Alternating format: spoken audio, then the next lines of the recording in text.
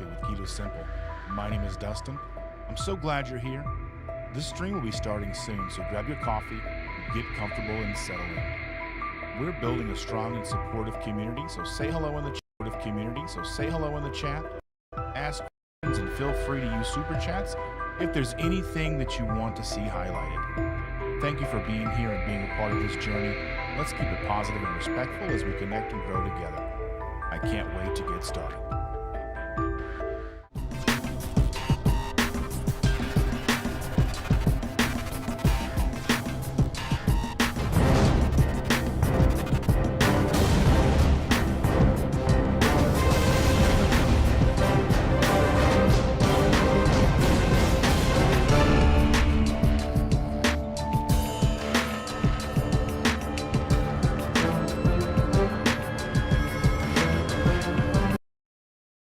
Good morning, everybody. Happy Sunday.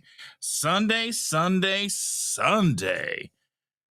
The last day of August already. It's going to be September 1st tomorrow morning. And a lot of things happening tomorrow. A lot of things happening today. A lot of things in motion. Welcome, friends. Welcome to Sunday Morning Coffee with me, Dustin, Keto Simple, a place for friends, a place for community, and we're here. And so is John, Mr. Gugahan. Good morning, Mr. Gugahan. I'm so very glad to see you. Evelyn is here. I love you, Evelyn. Evelyn says, good morning, friends. I will try to check in, but I am out at the fairgrounds with my kid and her horse.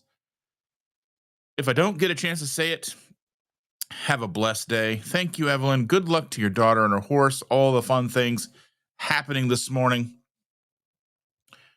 in the Ohio Fair. Granny Boo 2 is in the house. Good morning, my dear. Glad to see you so very much here. Woo!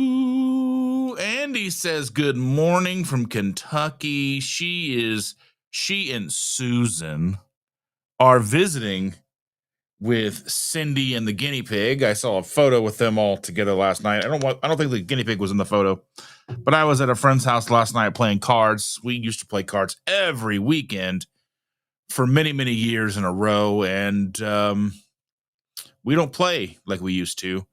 We barely get together a couple times a year now, and so when I do get the opportunity to go and hang out with some friends and play some cards, I'm ecstatic to be able to do so because I miss my friends and I miss playing cards. And sent her a photo of that last night. And she says, visiting friends because the weekend needed a little spice. Yes. Booby goats. Aaron is in the house. Good morning. So very glad to see you. What's going on with Mitch? He used to go live at 8:30 and he's live now. I don't know. He's live now already and he has a big panel of people. Even like earlier this week, he was live at like 8 o'clock instead of 8:30. So has he changed his time that he goes live now? I always just want to make sure I'm in the know what's going on. Just for the fact, I mean, you know, I think the world of Mitch. I think he's got a great show. I think he's got a great community over there. A lot of people that care for him. So I just kind of was curious about all that. Look at this. Mr. Sean Bradley is in the house. Good morning to you and to your lovely wife, Shell. Hope you're both doing fantastic this morning. Aaron says, we all learned about smoked turkey legs at Old Guy Carnivore this morning. Okay. Yeah. So, I mean, I don't know. Is he doesn't sleep anymore? What's happening? What's going on over there? But anyway, here's to coffee, Sunday morning coffee with me. Oh my goodness. So delicious. Oh my goodness. So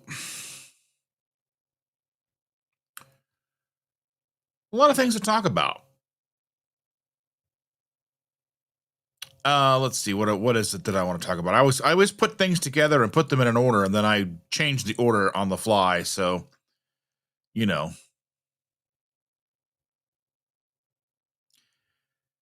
as always, we're here, we're live. Don't forget to, don't forget to hit like, share, subscribe. If you would be so kind, please take a visit to KetoSimple.shop and peruse all of the things that we have available there. And let's see.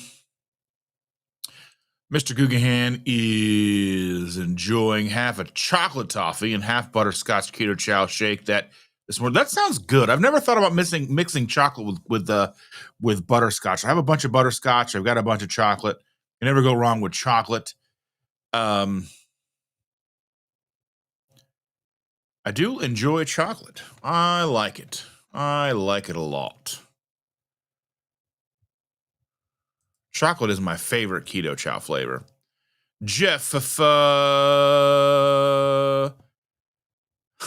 he's asking, how does a baby goat have a horse? Well, when a mommy and a daddy love each other very much, I have no idea. I don't know. But anyway, he says good morning.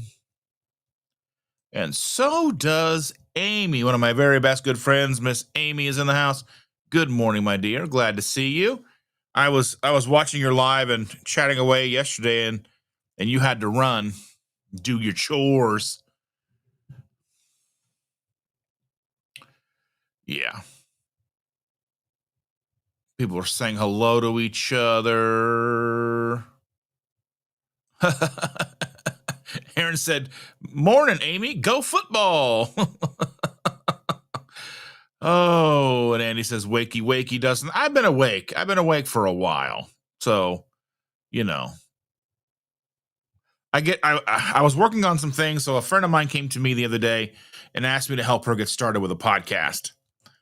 And so I am doing that, helping her with a logo and all these things. Hopefully that'll work out for her. And can't say anything yet. It's under wraps until it's released. But once it's released, you know how I'll do it. I'll promote the crap out of it. And but I'm excited to be working on that, getting a logo. She sent me a logo. And I was like, well, let me work on some. She goes, you don't like mine? And I'm like, it's fine, but let me see what I can come up with. I always want people to have the very best.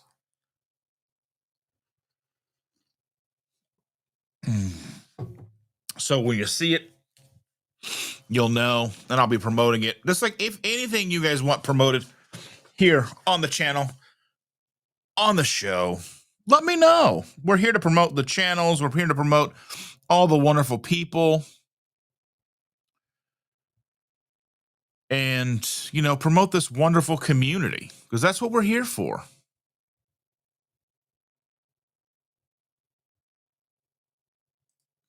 Oh, and John said Mitch did change times of his lives. I think it's to 7 a.m. That's crazy. Yeah. Aaron says Mitch changed his time. He thinks doing morning coffee very early will give him less stress.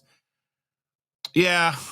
I mean, I had to set this up this morning because everything's in disarray. So let me kind of get into story time here. As you're aware, our oldest son, is in Japan currently. He left for Japan Thursday morning at 5. He left our house at like 3 o'clock in the morning to go to the airport. He and his girlfriend stayed the night here. They got here at like 11 o'clock at night. So late.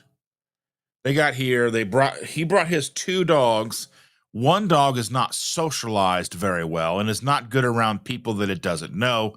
And we are people it doesn't know. It's met us multiple times, but because it's not around us all the time, it doesn't like us. It doesn't know us, and it growls at us, and it's aggressive. And just taking it out for a walk was very difficult for us just for the first day. So they got here at that time. Then we got up and we had to take the girl to school Thursday morning. And then we get home and we have some stuff to take care of. We had to take the dog to the vet because it needed a shot. But come to find out, the dog was not up to date on any of its shots. So we had to take the dog, get it all of its shots. And yeah, it's a nightmare. And then we had to board the dog because there was no way. I mean, it just getting us to get it out to walk took 45 minutes to an hour just to get the leash on the dog because he was so skittish he wouldn't even come to us. He was hiding under the table, shaking, and I'm like, there should have been something that happened before all of this, before just leaving him with us, because his roommate was allegedly going to watch the dog and then backed out last minute, which I don't know, maybe the way his mind works, he just assumed that the roommate would just watch the dog.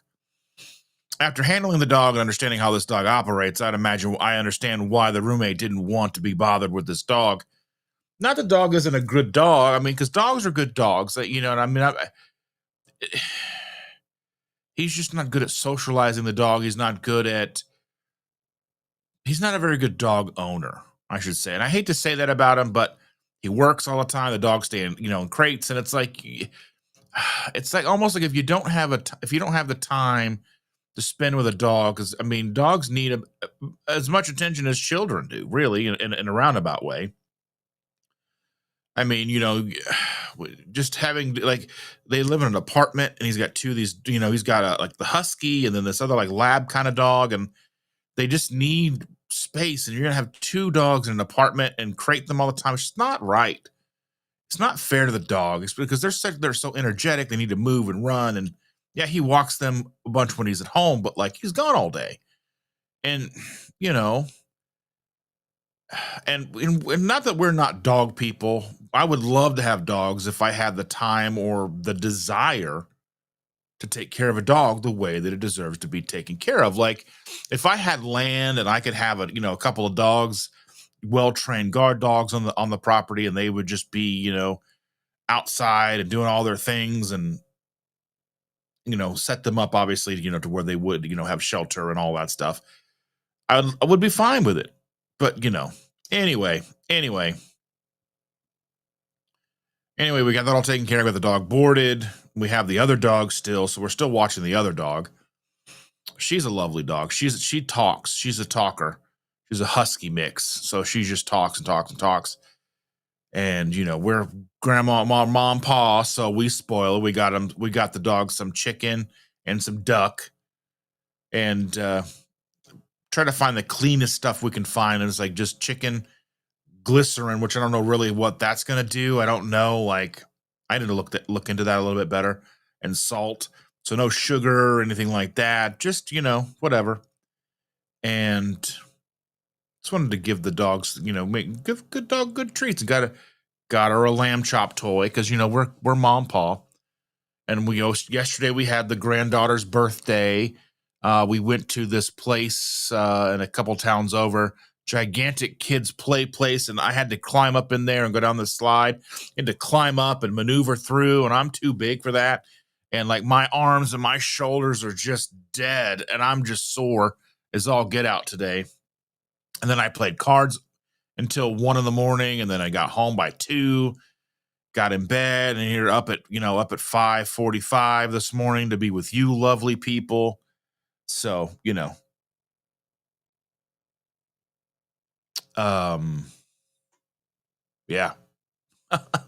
But he's in Japan. He left at 5:45, like 5, something like that, Thursday morning. Did not get into Japan, did not land until 2 a.m. Friday morning, our time, which was 3 p.m. Japanese time on Friday. He leaves and gets back here. I don't know what time his flight leaves Japan, but he does gain time. I think he leaves at 2 p.m. or something like that, Japanese time on Monday, and gets here at 4 p.m. on Monday. So he does get some of that time back, so to speak. It's still 14 hours on an airplane. I think he has a layover in Dulles and DC, and then he comes back here. So, and then all the kids are moving in this weekend. This is the really, really final time in the office. I've got to break it all down today. And I have actually finally pulled the trigger and ordered the stand for my TV to go in the room. And I've got some more curtains coming to hopefully dampen the sound and block things off from our bedroom. So I can kind of like a little mini studio kind of in the thing. Cause I've got this big, huge, like this big, backdrop thing over here that I could hang curtains from, put that in front to kind of dampen sound, because there will be times where I'm going to be working on stuff at night and Chandra is going to be wanting to sleep, and it doesn't mean I have to. I can't just necessarily stop working. So, and I mean, Monday is the initial meetup for the Dr. Barry class. We get together Monday at 7 p.m. I'm excited about that. Amy and I are going to be hanging out with 198 of our best friends, and I think there's 200 people in the class. But yeah, John says Mitch wanted to get out and walk before it got too hot in Florida. Oh, I understand. And Amy says, sorry, Dustin, my chat got out of control. Well, it's fine. I understand. We were out and about anyway. We had gone to the kids' place, and the girl, it was her birthday, and she wanted to go to get some ice cream. So we went to the worst ice cream place on the planet, the Orange Leaf. It's gross. I had some. I don't like frozen yogurt. It's fat-free. It's gross. It's like, why would you want that? And I mean, yeah, it's not good. She said, go Irish. Yeah. Lisa here's Carnivore Whisperer. Good morning, Lisa. Glad to see you. And Lisa says, Dustin, your voice is so relaxing. Yeah, whenever I talk, I put Chandra to sleep. Yeah, I like it. Cindy says, good morning.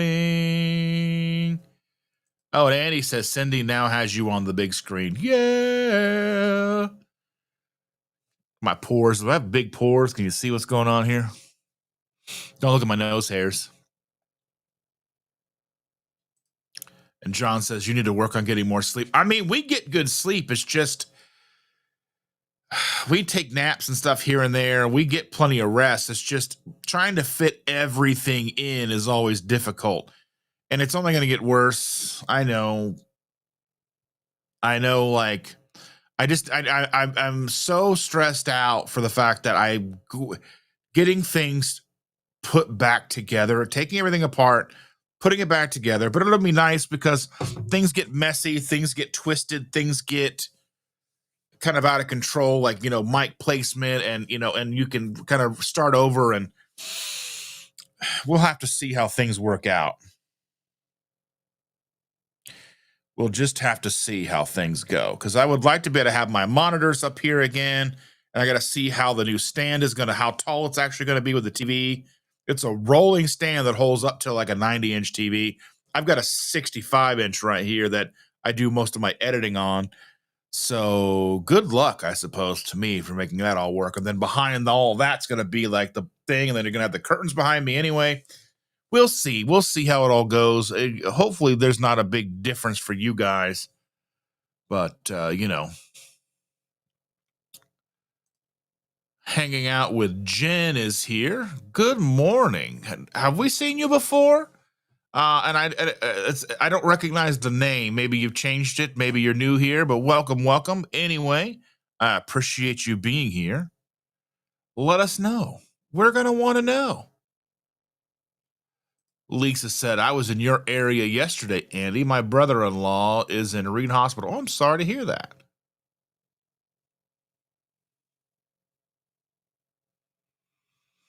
People are saying hello to each other.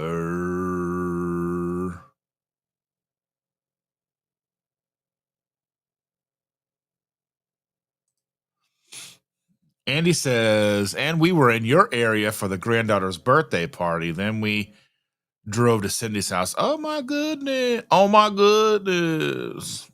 Oh, John's got to get more coffee. Well, welcome. Thank you for being here, Jen. I appreciate you. Welcome. I'm glad to see you. I love new faces. I love my old faces, but I love new faces too.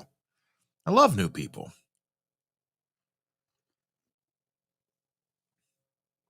Everybody say hello to Jen. We love growing the community. We love seeing new faces. So important. I don't know what to do with myself. I'm caught up on the chat already this morning.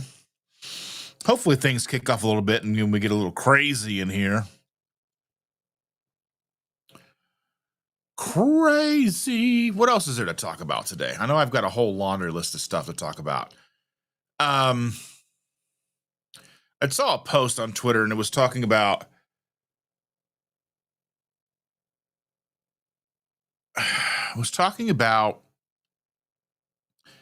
it was a photo of somebody, you know, basically it was like a photo of an obese woman.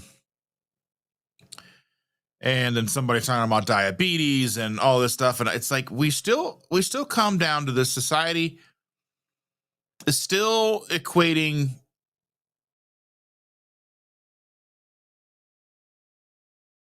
and I'm not talking about the whole idea of healthy at any size. That's not what I'm talking about, because I know that that's something that Coach Bronson and I talked about a couple of weeks ago.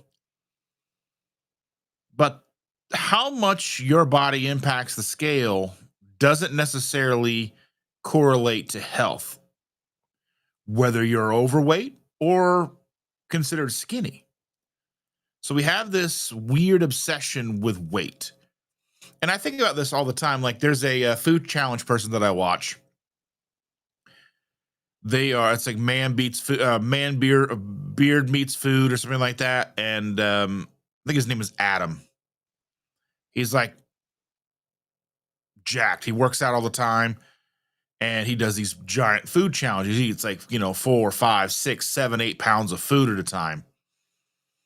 And the reason I bring this up here is the fact that he is shredded. He's in good physical shape. When you look at him, you would never think that he could eat 6 pounds of food, 7 pounds of food in an hour, 30 minutes, whatever the case is. And people cheer him on and they're excited to see him. And there's a perception. So if a person appears to be in shape and then they go and they want to eat a crazy amount of food, people are going to celebrate that. And they're like, oh my goodness, he can eat that much food.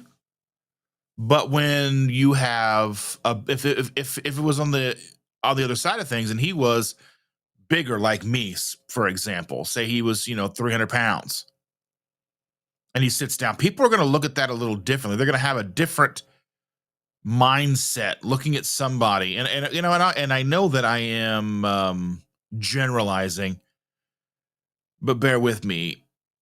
Generalizing just for the point that I'm looking to make here, because I know not everybody's going to do this, and maybe it's in my own head, but if I were to do a food challenge and I, go and people are like, well, that yep, that's what he eats. That's why he looks the way he does.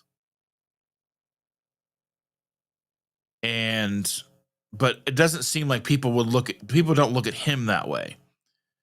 So, I mean, there is definitely a perception issue, and perception is going to kind of be a running theme here for a while, because perception to me is going to mean, especially for us in this community, it's going to make the difference between successful for us, the difference between a successful community and a failure community, a failed community, because how we are perceived goes a long way with how people will take us, whether they take us seriously or they won't.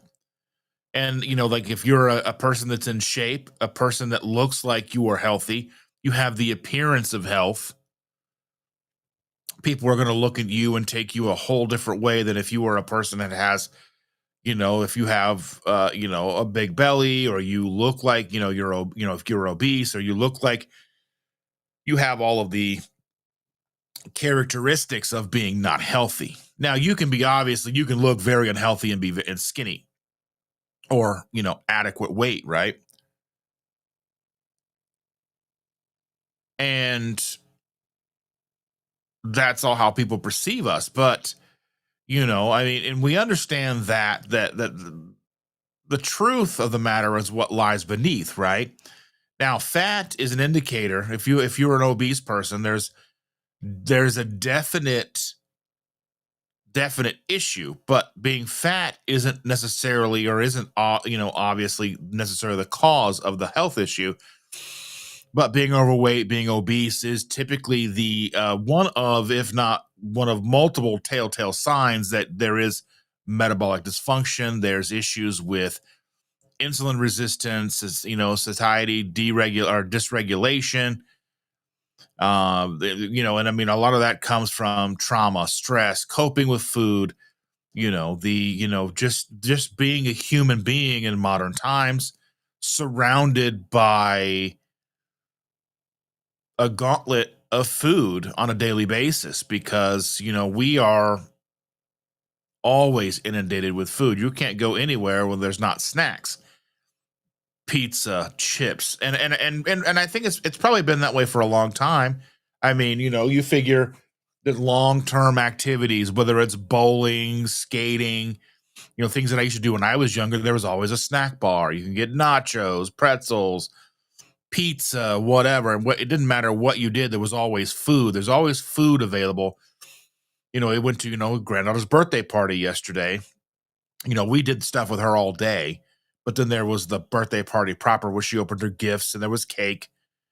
And it was funny because I'm not a big fan of cake. I like a certain type of cake, and I like like the whipped or whatever, like just the cheap, whatever, Duncan Hines or whatever chocolate frosting, just the regular cheap chocolate frosting. I like that. I mean, that's what I grew up with. I was a poor kid, but I like yellow cake and chocolate frosting, and it's got to be a lot of frosting.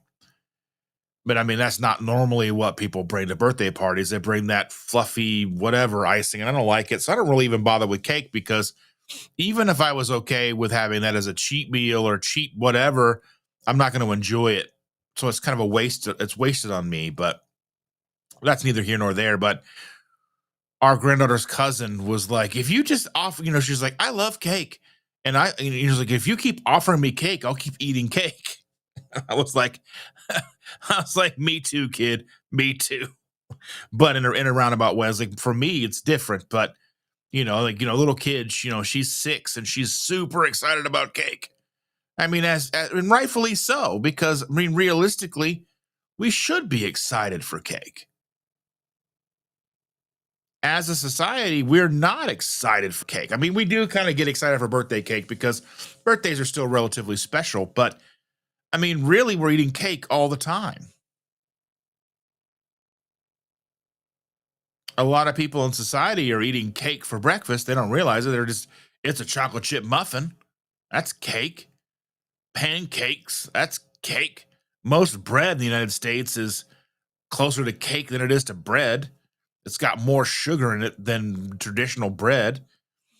Now, does that mean that, and I know that we can get off on the whole idea of people like, ooh, fresh homemade sourdough bread is so much healthier. I'm like, well, I mean, yeah, I guess. But that doesn't mean we should be eating a ton of it either. But it's just where our mind goes. But just things that I think about, because, you know, we should celebrate with cake. And I know that that's a controversial statement in this community, because most of us are dealing with so many food related issues, because we've gotten to a place where we no longer celebrate the importance of cake. And what I mean by that is cake used to mean something special. You didn't eat cake every day. You didn't eat cake every week. You didn't even have cake once a month. You had cake on your birthday. Maybe you had a cake on your mom's birthday or something like that. You had mom, dad, brother, sister. Maybe you had cake 5 times in a year. So you celebrated the idea that you're having cake. Cake wasn't an all, I mean, and I know that, I mean, as times have moved forward. So, like, We get into the 20s, the 30s, the 40s, the 50s, 60s, the frequency of cake starts to shrink because you're having it more and more often. And it was like, well, now, things with, cake mixes, ready-made mixes where you just add in egg, oils, and water and bake it at 350 for 25 minutes or whatever it is, then you could have cake once or twice a week. It was easier. Mom could just whip up a cake and have cake a couple times a week. And that was because it was easy. It was convenient. It was readily available. You could pick up the box of cake for $1. I mean, whatever. I don't know what it is now. It's probably $2 now. I don't know. I haven't bought cake in a long time. And I know prices are weird in history, but cake used to be something special. But we eat cake for breakfast now. That's a normal, ubiquitous, what's considered healthy these days is cake. Whether it's a bagel, whether it's, a bagel with cream cheese. I mean, that's like cake and frosting, really. I mean, because a lot of people are going to have like the strawberry sweetened cream cheese or the cinnamon sugar sweetened cream cheese. It's basically cake and frosting every day. I think we've gotten to this point where we're so disillusioned we don't realize that we're having cake every day and we're washing it down with sugar water. Like, I mean, ridiculous. Like, if you look at and I know not everybody drinks Dunkin' Donuts, and it's probably not as popular in certain areas of Starbucks. But if you look at like the large iced sugary whatever, it's like 100 grams of sugar and a 32-ounce thing of coffee. This is a 32-ounce thing of coffee, and there's no sugar in here. There's butter, and there is some heavy cream. So, I mean, there's some lactose in here, but I mean, there's, it's not crazy. It's not 100 grams of sugar. So we're so quick to judge somebody who's overweight, and we never stop to think about the reasons why there's so many people overweight. We say, well, you don't have any willpower. You don't have, like, why do you eat so much? And it's like, we're set up to fail. Chandra says, like she said that her mom would be like, you got to do less of this and more of this.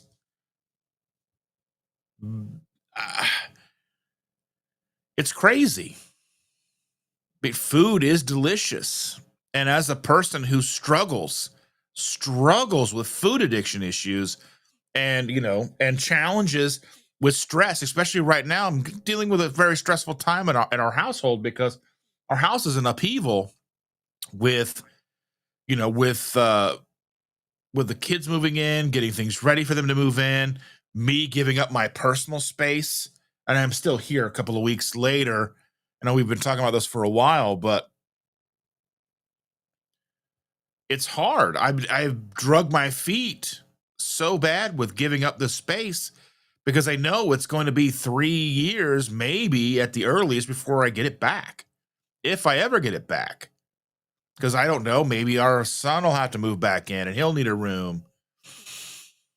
And I know that our granddaughter is going to want to have a room. And then eventually maybe she wants a room. And then our other granddaughter that's coming in December will want a room. So I may never get my office back. But hopefully, maybe as time goes on and as I start my business and I start maybe making more money here doing this channel, then I'll be able to expand. Maybe because Chandra has a huge out this way whole loft area, which is like the size of 2.5 bedrooms full for her eBay business. But that's a relatively lucrative business for us that helps us survive. So yeah, it's just and stress. And so, with the stress, there's a lot of temptation, a lot of drive for me to go and eat my feelings. And that's something that Helen and I, or was it Helen and I were talking about this cave woman diet.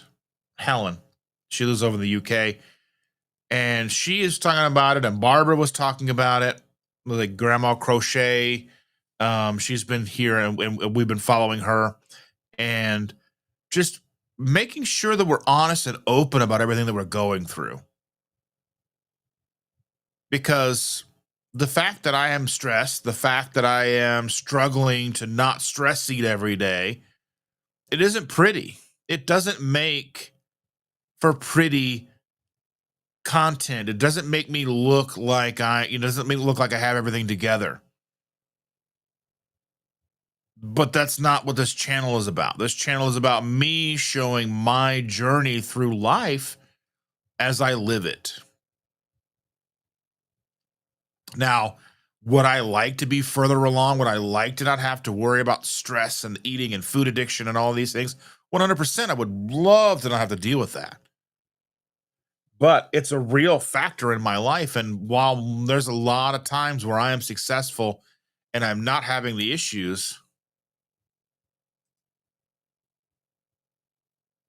it's not always successful. And Andy's right. Welcome to the crazy group. This is the crazy house, the nut house. I'm a weird person.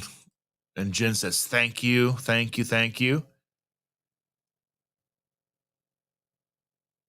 And Evelyn put her channel in here in the chat. So make sure to click there and subscribe.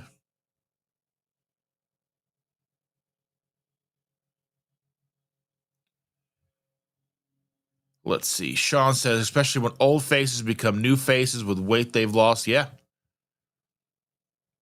And then there was a question from Lisa to Andy asking if Cindy had made the Chat GPT recipe, and she said she did. I have the recipe, and I'll make it after we get home.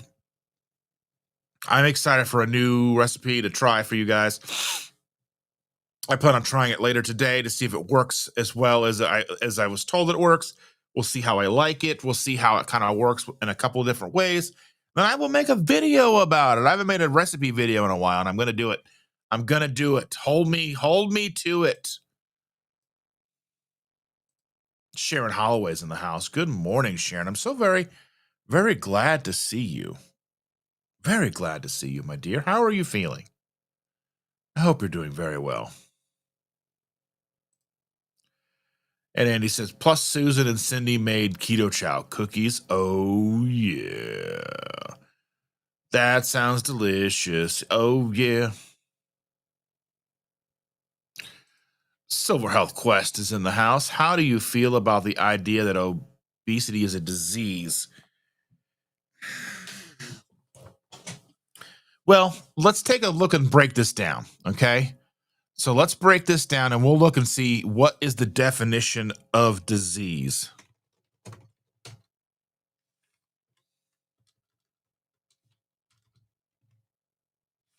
So, all right, so I'm going to read you the definition of disease. A disease is a disorder of structure or function in a human, animal, or plant, especially one that has a known cause and distinctive group of symptoms. So, obesity would qualify as a disease. Obesity has it's a disorder of a structure or a function in a human. Animals as well. Animals can become obese, especially when they're taken care of by humans. And especially one that has known to cause and a distinctive group of symptoms. So now the question would be here,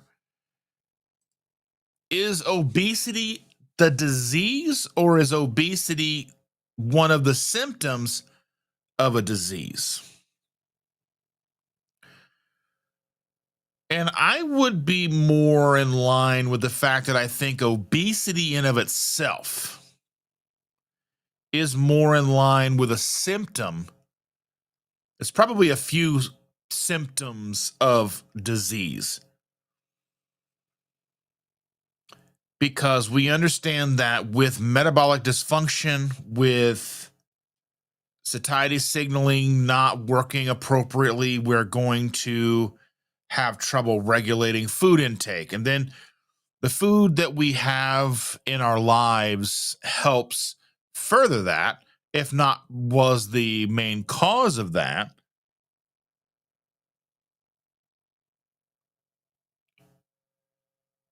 And I've heard people say, that food isn't medicine. And maybe that's right. Maybe as I'm saying that, maybe food isn't medicine.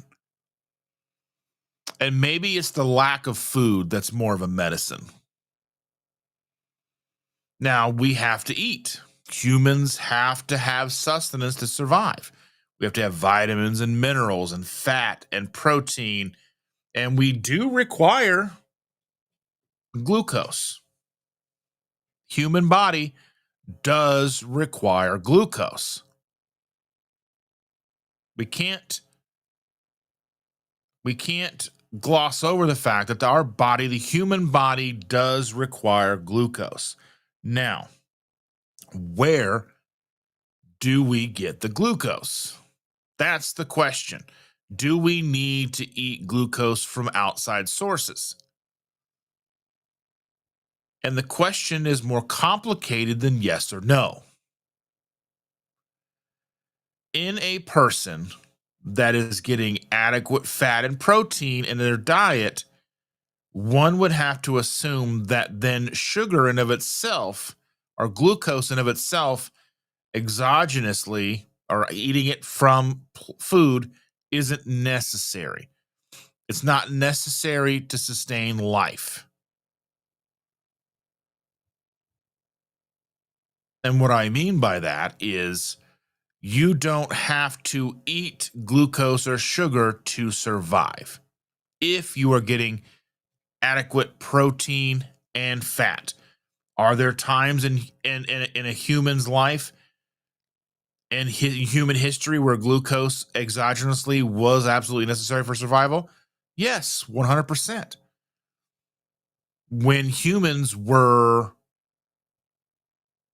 at a regular normal body fat percentage, probably, I don't know what it would be, 20%, 15, 20%, probably less in certain parts of history. There's probably parts of history where we were 10% or less.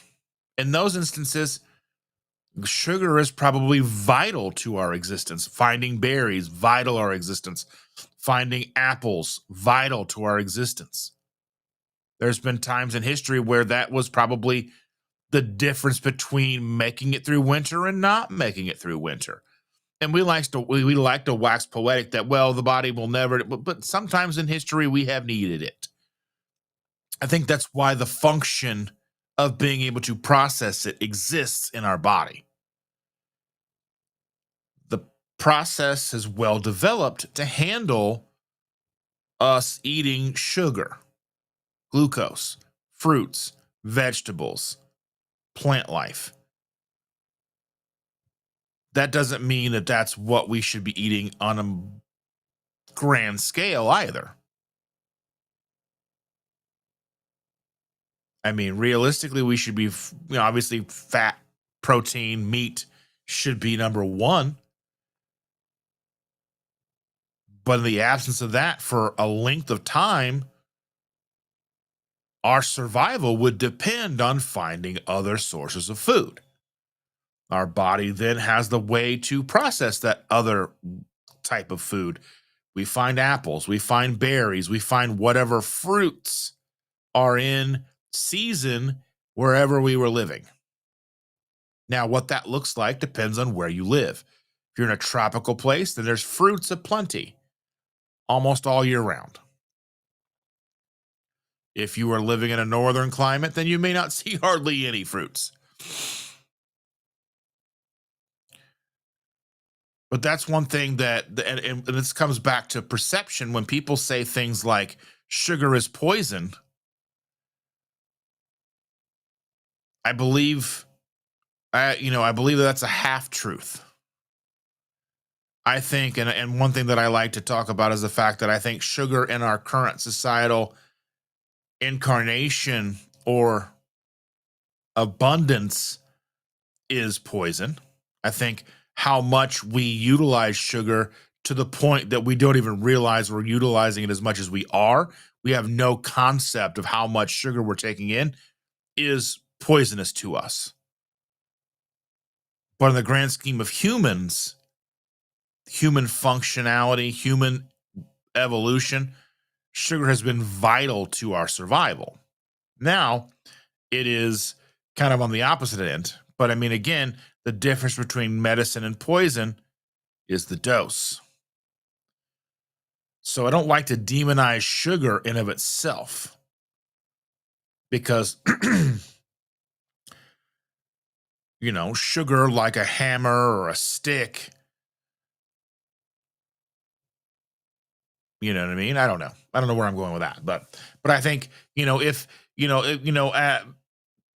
I just don't see the way humans lived for thousands and thousands of years as being problematic. And then I know you'll have people like Lane Norton who will say things like, just because that's how we lived for so long doesn't mean it was optimal for us. Or like, like the fact that we lived with fats, with animal fats for so long, and now we have seed oils. That doesn't mean, just because that right there doesn't make seed oils unhealthy. And I guess in that theory, if you're looking at it from a scholarly, way, if you're looking at it as somebody like with a PhD like Lane has, I guess you could be correct. But it's almost like a devil's advocate type of thing for me. I think that that's somebody who is just arguing to argue, where you would say that humans have thrived for millions of years on animal fats. It's also kind of like, we have survived for millennia cooking our food, cooking our meat, searing our meat, cooking it over open flame for thousands of years. We've had fire probably a lot longer than we didn't have fire, as far as humans and as humanoid or Homo sapiens are concerned. Now, whether or not, other forms, whether it was Neanderthals or whatever, they may have went longer without fire than we have. But as far as modern human physiology over the last however many thousands of years, we probably had fire longer. So the idea that we should probably be eating our meat raw, even so, I don't necessarily know how accurate that is. Now, I'm not a doctor. I'm not an MD or PhD. I'm just some guy on the internet talking to you. But I would say that at worst, it's not healthy for us. And at best, it's just a perception issue. Again, it comes back to perception. What's the goal of us in this community? This goal in our community is to grow the community, trying to find people who need help being healthy, whether they know that they need it or not. A lot of people don't even realize how unhealthy they may be. Even with testing, even with labs being run, even with whatever, they may not realize how unhealthy they are. And that doesn't mean that we're a savior. That doesn't mean, that we're like the white knights or whatever, but that's what we're here for. We're here to be a beacon to those who are looking for help. And those coming to us for help show up. And then we say things like, plants are trying to kill us. Again, it's complicated. It's like sugar is poison. Plants are trying to kill us. Yes, plants want to survive. They don't want to be eaten necessarily, but that doesn't mean we can't handle eating some plants. Like, you cook your broccoli, probably going to be fine most of the time. And I know there's going to be people in here who say, well, I can't. Well, that's fine. You have to understand that as in this community, people who come here start to find out things that have bothered them, whether it's too much sugar, plants, seed oils. We are preaching to the choir. But I still think there are probably more people out there who plants won't bother like that than there are people out there where plants truly cause them big issues if they're eating plants the way I think humans were designed to eat plants, which is just to supplement the meat intake, to supplement the fat intake. If you could, you had some plants here and there, just like you found fruit, you had fruit here and there. Because I don't think that a person can go wrong with a whole food plant or not plant based. Don't ever. I didn't. That's a total Freudian slip. A whole food, single ingredient, meat based diet. And what does that mean? That means you have meat a majority of the time, but sometimes you may have some potatoes, you may have some carrots, some green beans, broccoli. Sometimes it's not the majority of what you eat, but it's sometimes. I mean, think about our great grandparents, great grandparents. They had meat, they had potatoes, they had carrots, they had all that stuff. Now, carrots being healthy, an idea of a carrot being healthy is a 20th century thing. And we've talked about this before, but just to kind of like, high level of it is carrots were introduced to us during World War II as a healthy way of eating to help with vision and all that stuff because the Allied forces had developed radar, and in order to keep the Axis from understanding they had radar, they were promoting carrots being good for vision, and they were making sure their pilots were eating lots and lots of carrots. On top of it, carrots were in abundance, and they were not part of the rationing, so there were no rations in place for carrots. So therefore, people could go and eat lots and lots of carrots to supplement all the foods that were being rationed. So it was kind of like a win-win. And then at the same time, here comes Bugs Bunny cartoons with with the kids going to the theater on the weekends to see the cartoons. But this is well before TV. Bugs Bunny coming out with carrots, and then obviously then carrots became huge in the zeitgeist and pop culture with being rabbits eat carrots. Rabbits don't eat carrots. They like lettuce and greens. They don't want to eat carrots. There's too much sugar for them. But anyway, yeah, I don't know. That was a long-winded way to answer Silver Health Quest's question there. I don't even know if I actually was able to answer it anyway, but here I am. Hanging out with Jen says, yeah, but what they don't realize, these food eaters do back-to-back things for a couple of months, and then the rest of the time they eat clean and exercise. Someone I watch was honest about that. Well, yeah. Well, I mean, from what I see is like someone like Beer versus Food or Beer Meets Food or whatever his name is on YouTube. I think he will do something like that. He works out every day. And now you can't necessarily outrun a bad diet, but he prepares. If you see him, he eats the food and then he has dessert after the challenge, typically, if he can muster it. And then I think he fasts for a day or two. Now, is that the optimal way to do it? No. Especially if you're not getting enough protein and fat, you're eating like because some of the challenges he has is like almost all carbs or whatever. He does some steak challenges and things like that, but yeah. Silver Health Quest says in the GLP-1 community, the prevailing idea is that overeating does not cause obesity. Obesity causes overeating. I think it's a self-fulfilling prophecy. And here's what I mean by that.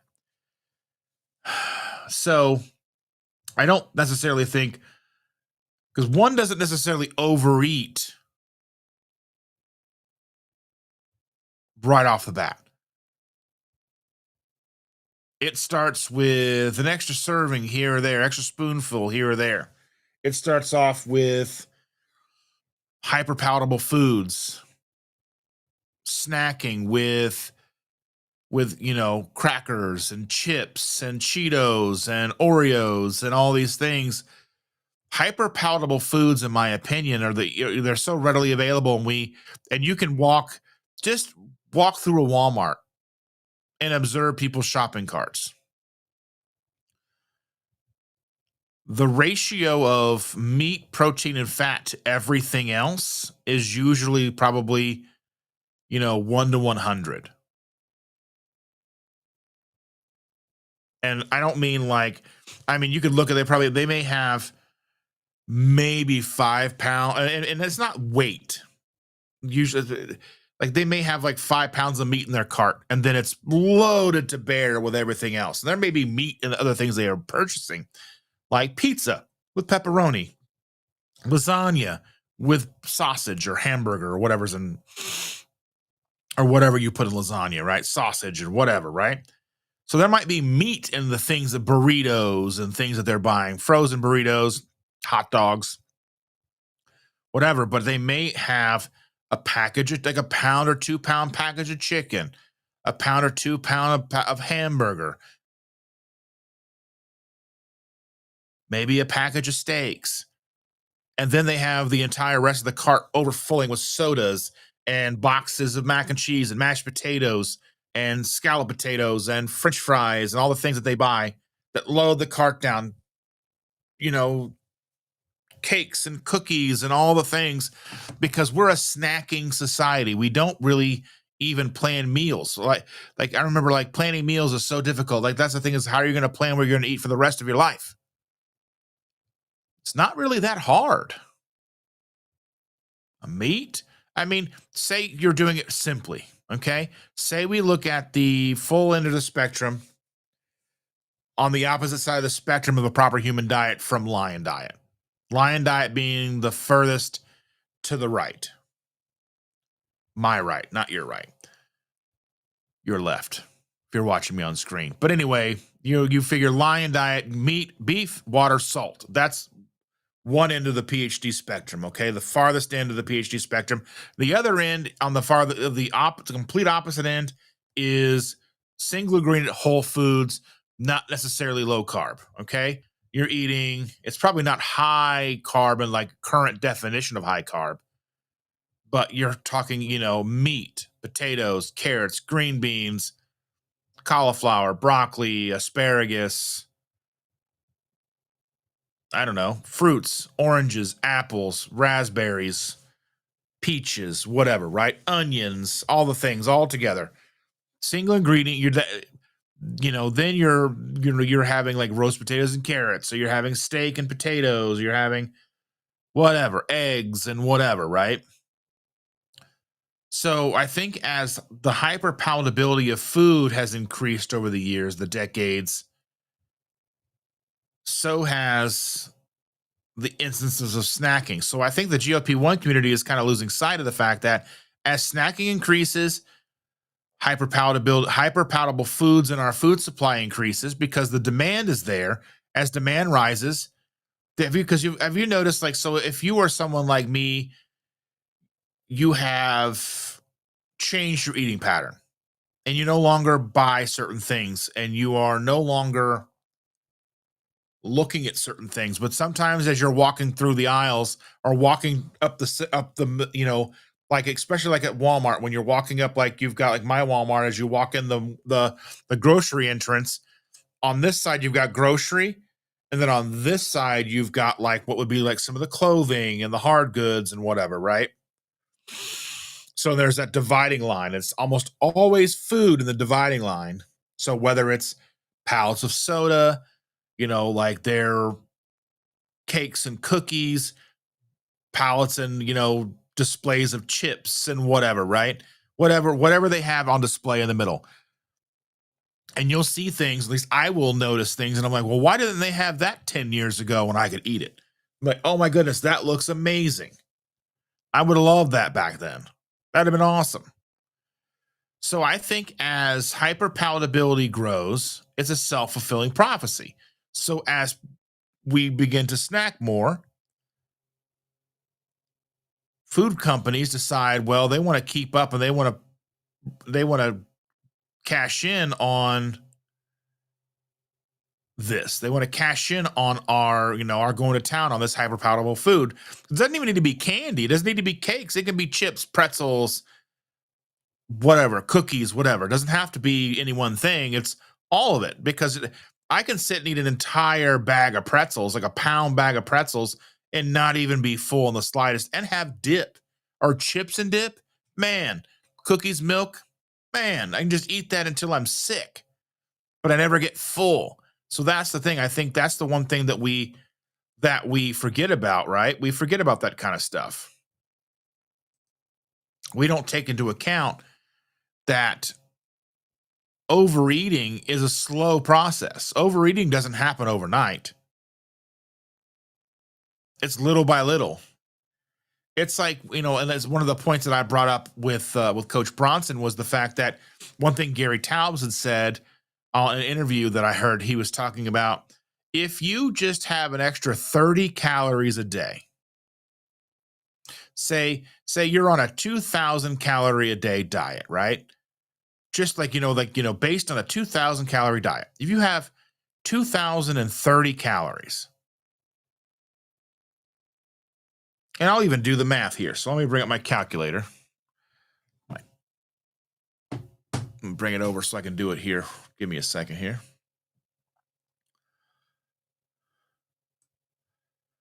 All right. So 30 calories a day times 365 days. That's a year. That's 10,950 calories. Okay. Say over 20 years times 20. That's 219,000 calories over 20 years. And what is a pound of fat? Let's look that up. What is a pound? Like, how many calories is in a pound of fat?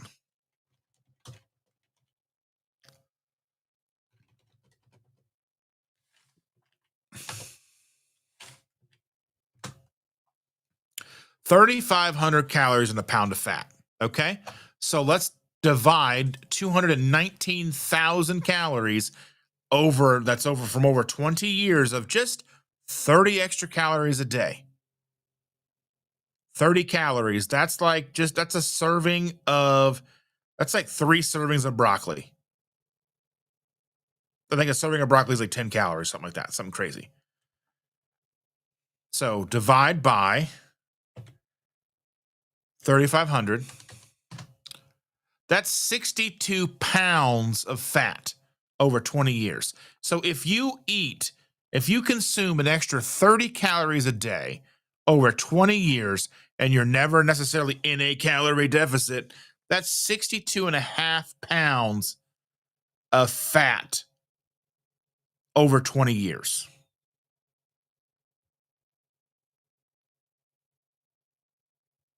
So if you think about it like that, so if a person has 30 extra calories a day, if we're going by the calories in, calories out model, which seems to still be the prevailing hypothesis, and then you get people like Lane Norton who will, that's the hill they're going to die on. That calories are the only thing, only calories. That it's thermodynamics. Well, we're not a calorimeter. We're not a fire burning food and releasing its energy. There's chemical involvement here. It's different. So think about that. For 30 calories extra a day, that could be an extra, just one bite of ice cream a day. 62 and a half pounds over the course of 20 years.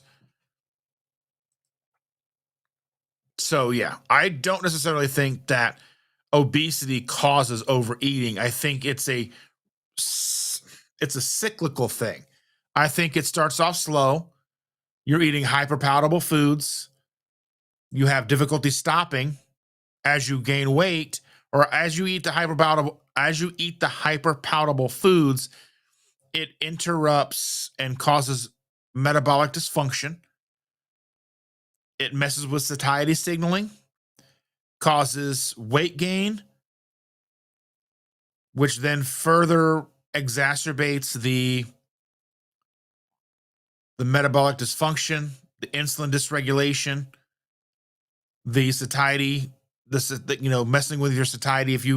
Because if you're eating these hyperpalatable foods and you don't realize that you're eating an entire bag of potato chips and you don't feel full, then you're eating a lot more fat, a lot more calories, a lot more carbohydrates than you mean to. So therefore, you're gaining weight and further dysregulating your hormones. And then you're going to eat more. Then you're going to step on the scale, and then you're going to feel bad about it because you've gained 20 pounds the last month, 2 months. then you're gonna feed your feelings. I think it's a self-fulfilling prophecy. And we see that here with a lot of people when it comes to clawing back to what would be considered normal metabolic health, clawing our way back, finding satiety, trying to lower insulin, trying to get off of insulin, trying to get off of metformin, trying to do these things that we, whether, some of us have been on for years, and we're clawing back, trying to claw our way out of this. So the idea that one causes the other, and we're looking at obesity causing the overeating, almost makes me mad. It almost makes me angry. It would make me far more angry if I thought it was a malevolent idea. If I thought it was malevolent, I would be very angry. But I think we often take something as evil when it's just moronic. I think that we don't want to blame ourselves. We don't want to be at fault.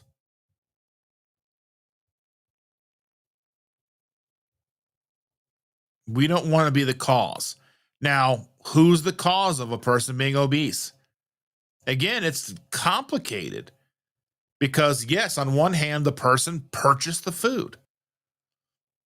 But did that person purchase the food because they were trying to look at the guidelines and have their 12 servings, 13 servings of whole grain?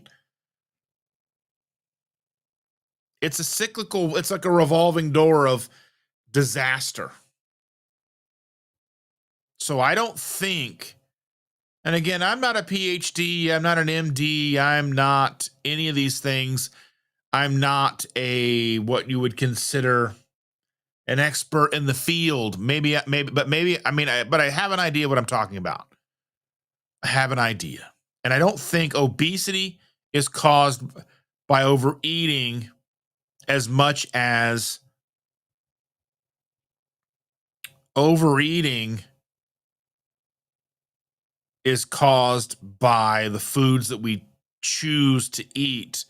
So obesity, yes, obesity comes from, or overeating does not cause obesity. Obesity causes overeating. So yeah, I just think that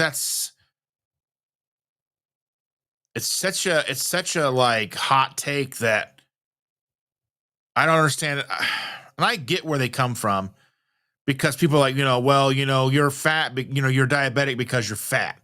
No, it's so much more complicated than that. It's like calories. It's so much more complicated than that. Yeah.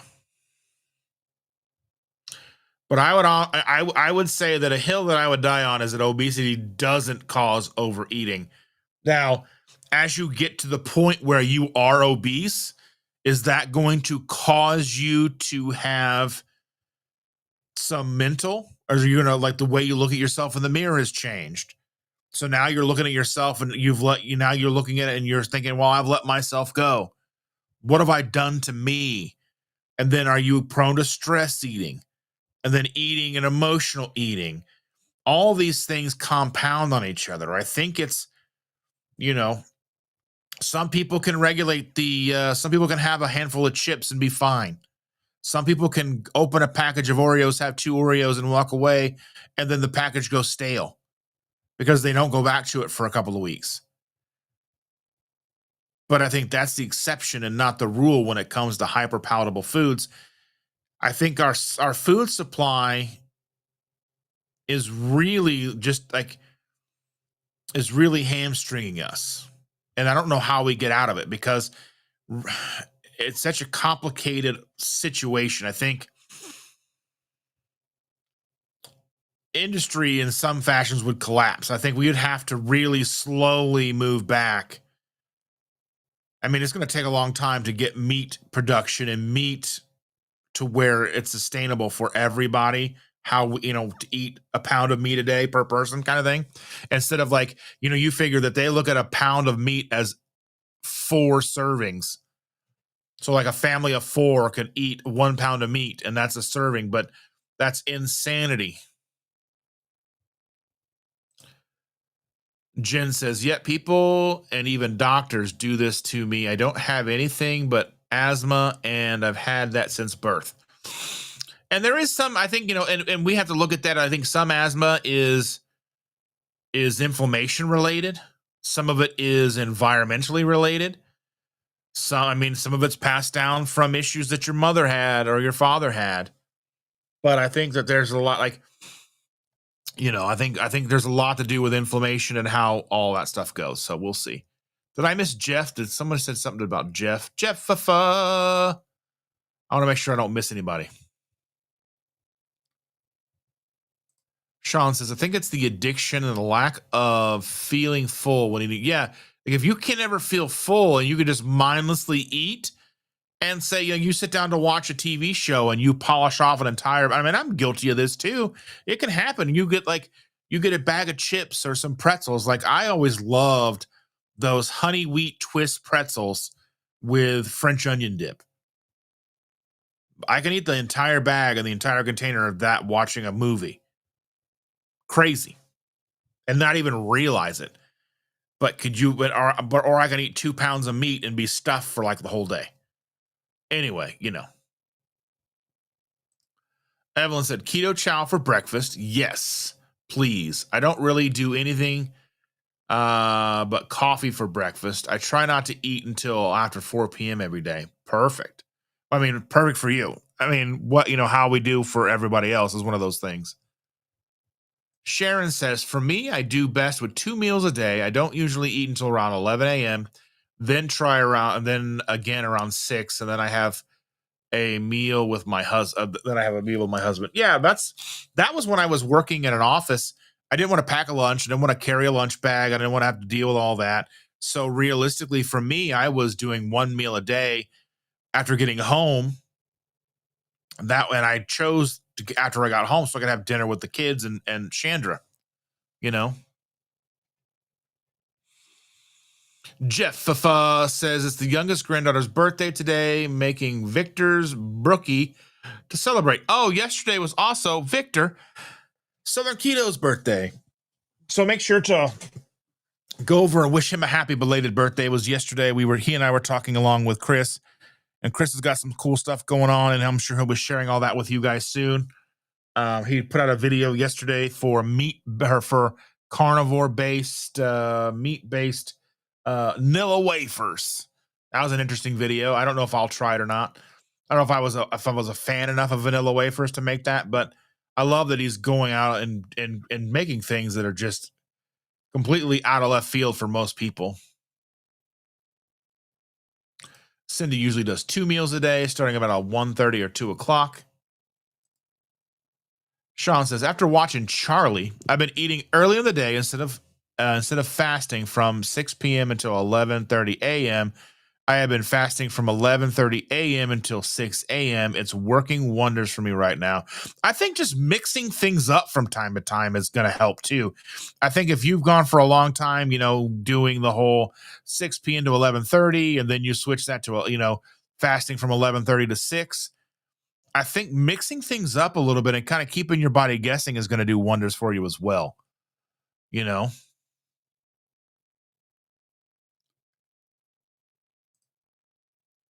Welcome, Stacy. She says, good morning. I'm going to watch you on replay. Well, we love you, Stacy. We love you so very much. You and Ken. I hope you're doing well. Keep that man hydrated, please. Yeah. And Sharon says, that's the key comment. How many people eat their emotions? I eat my emotions all the time.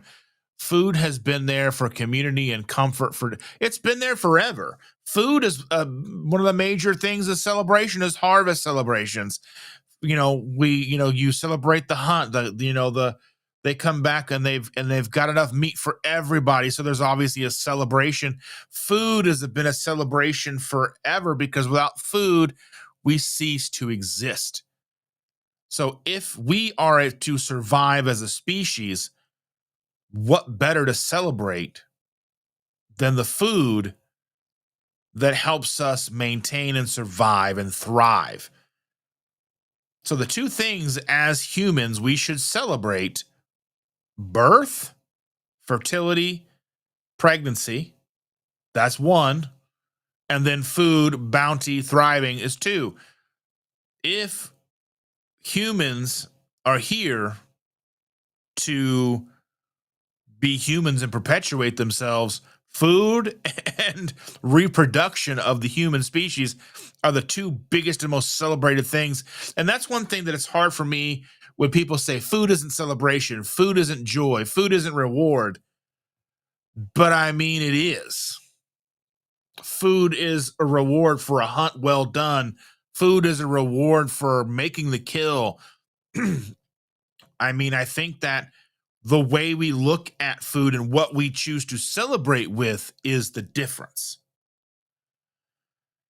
Because we are so inundated with the hyper palatable foods and we eat dessert not only with every meal, but realistically for most of us for every meal.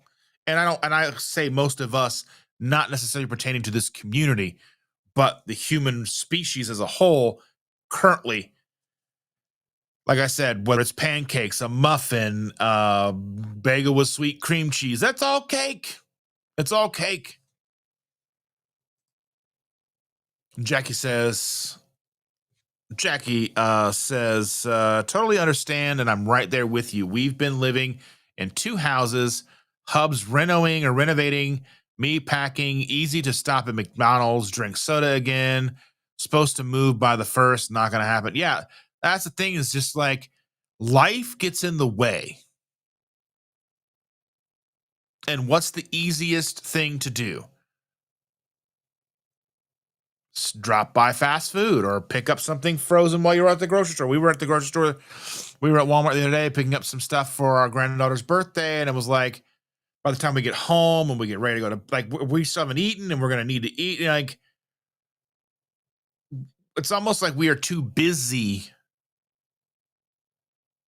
And I think lifestyle in of itself, and like the fact that, we are in a situation where in a household, basically everybody has to work.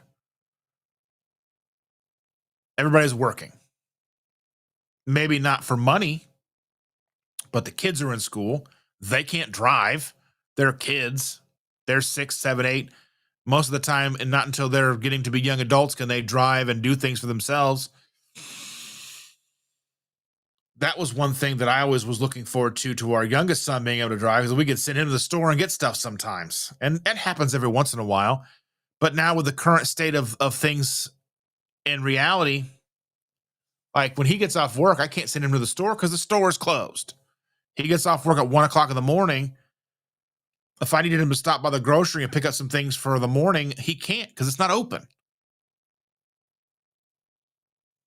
I wonder how that's going to impact us. Is that going to have a negative impact or a positive impact? Is that going to make us, because even a lot of the fast food places aren't even open past 10 or 11. Like we have a McDonald's at the edge of our neighborhood. Again, that closes, I think, at 11. Almost everything was 24 hours for so long. They're building a new Meijer right up the street from us. I don't know how long that. Meijer was one of those stores, I think one of the first stores to be 24 hours. I think it was one of the first stores that we knew about that was open 24 hours, always open. And I remember growing up when they put the first Meijer in by my house, it was up the street from me. It was just a couple of blocks. This giant grocery store, and it was like a department store. It was gigantic. It was like just so huge. And it was open 24 hours a day. They had a video rental. They had the video developers, they had a bakery, they had everything. It was ridiculous, huge, open all the time. 2 in the morning, you need something, you can go to Meijer. You need a light bulb, you're good. Nowadays, you've got Amazon, and Amazon will deliver stuff at 4 a.m. Or you can go on Amazon and order something that'll be to you within a couple of hours. But nothing beats the idea of being able to go to whatever in the middle of the night and get something because you need it or want it. So things are a changing, folks. Sunny Chronicles is in the house. Good morning, dear. I was watching your live yesterday for a minute, but I don't know if I think you might have been you were not coming through with Vogue. I don't know. You were in the grocery store. So I wasn't able to stay very long. I only dropped by a couple lives yesterday. We were so busy with the granddaughter's birthday party extravaganza all day. And then I played cards last night. So yeah. Lisa says, yeah, I think me upping my fat and the stress of family living there has caused my weight gain up 18 pounds from my lowest. I will be adjusting butter back to 4 tablespoons from 10. I mean, play with it. Play a little bit. I mean, that's short. I mean, that's going to help. I mean, just play around with it.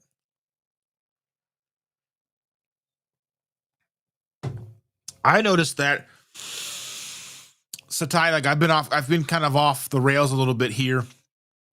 And then the other day I was like, okay, I'm going to try to get back on. And I had 2 pounds of hamburger with the fat poured over it. And I was like, still hungry and ate more. And then I was still hungry later and ate more. And I'm like, okay, normally that would have been fine and I would have been full for like the whole day. But I had been trying to cut back on the amount of fat I put in my coffee. So I think to get satiety back to where I need to be, probably need to keep the fat in my coffee for right now. Focus on meat. And I'm planning to do something. I need to look and see where I'm at here. Let's see.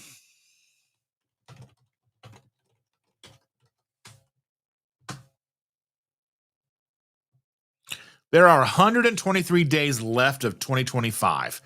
I am looking to do some kind of challenge. I don't know when I'm going to start it, but I know it's going to be over 100 days. I mean, in 23 days to get a challenge started, maybe get some people on board.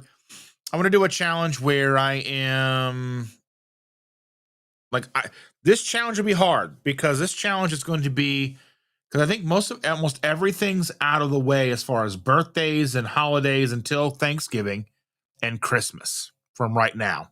I mean, tomorrow's a holiday, but it's not like that kind of holiday. So I don't know. I'm still trying to decide what I want to do. So if you guys have way to contact me, reach out to me on Instagram, Twitter. If you have, my number, whatever, just reach out to me, kind of give me ideas. What if you would be interested in a 100+ day challenge to knock out 2025? Because I feel bloated, I feel miserable, I'm not happy with myself, and I know it's all stress eating, food, just food in general, and my emotional eating wreaking havoc on me. And I know and I'm fully aware of it. And I'm trying to grab the reins and take control of that again. But yeah, see if you can give me some ideas, ladies and gentlemen. Booby Goat says, I watched your video, Cindy. Make more crazy recipes. Do it, do it, do it. Sharon says, Dustin, I'm doing very well. I'm very glad to hear that. I am so very, very glad.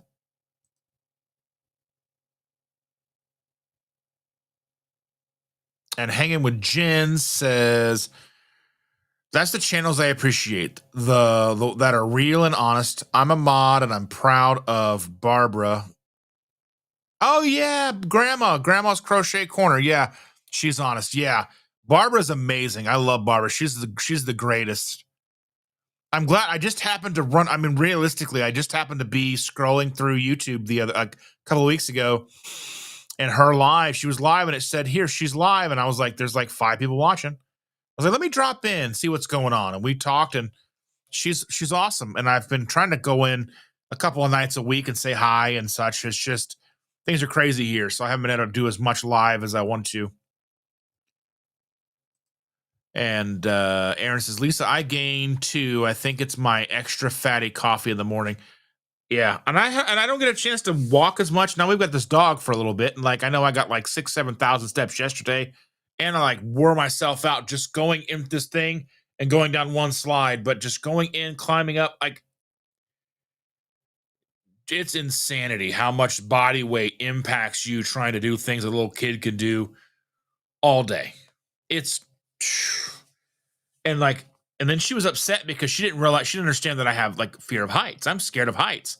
And I'm in this thing and I know mentally I realistically know I'm okay. I know that I'm not going to fall.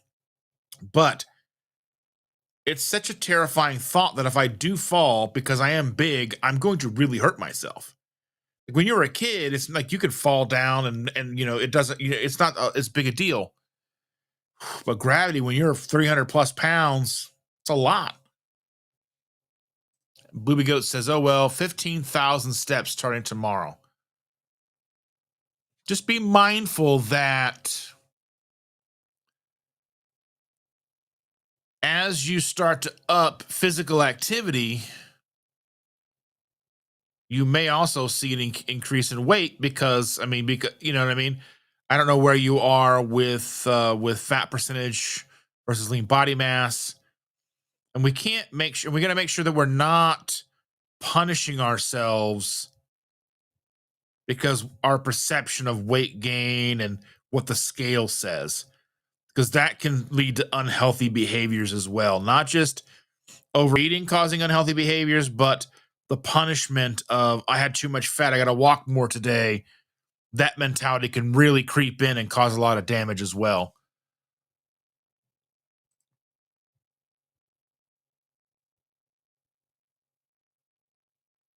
Let's see. Disease. Let's see. Jackie says disease. We can't be at ease when we're not fulfilling our nutrient requirements.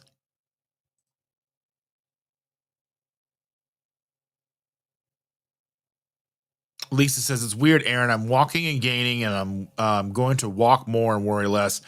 I mean, if you're looking at weight gain, but how are your clothes fitting? Are things getting tighter? Are they not? I mean, there's a whole lot of things to really take a look at. I think we should be mindful of these things. And like the scale is a filthy, filthy liar. Okay, it gives us one data point, and it's the data point we live and die by. But it's the most unhelpful data point. Yes. I think I just said that, but I think yeah, it's been an hour. You guys said this an hour ago. So yeah. Amy says, bye everybody. Need to head to church or have a great day, dear. I know you're not going to hear this. You're probably already almost all the way back from church by now. Lisa says, I did start putting creatine in my coffee. Maybe I'm here to pump you up. Yes. Lisa's in the house. Good morning, Lisa love. How are you doing, dear? I hope you're doing wonderful. Thank you for joining us. I'm glad to see your pretty face.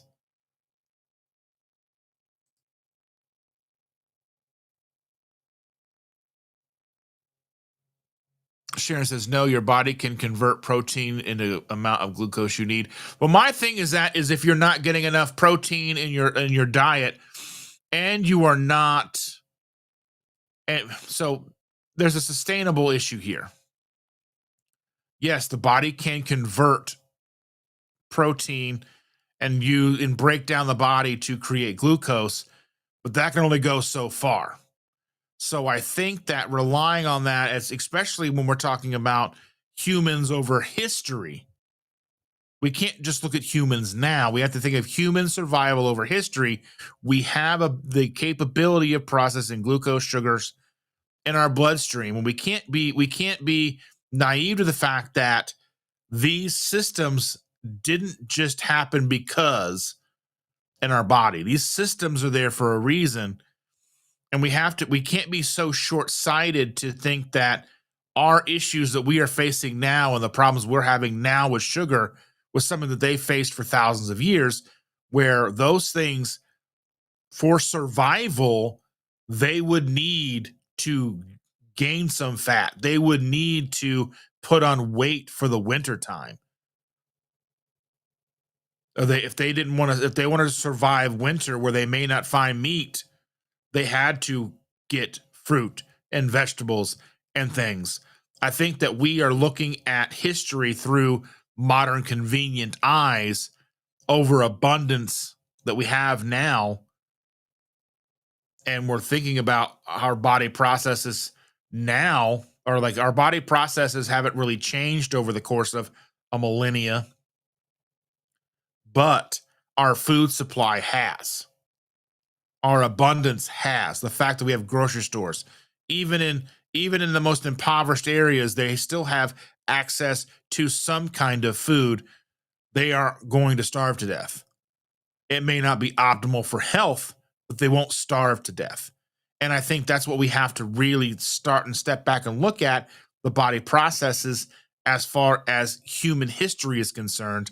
And our body processes are there because at some points in human history, we are almost annually probably relied on some sugars coming from fruits, plants, or fruits and vegetables and such to make it to the next season where we could get meat.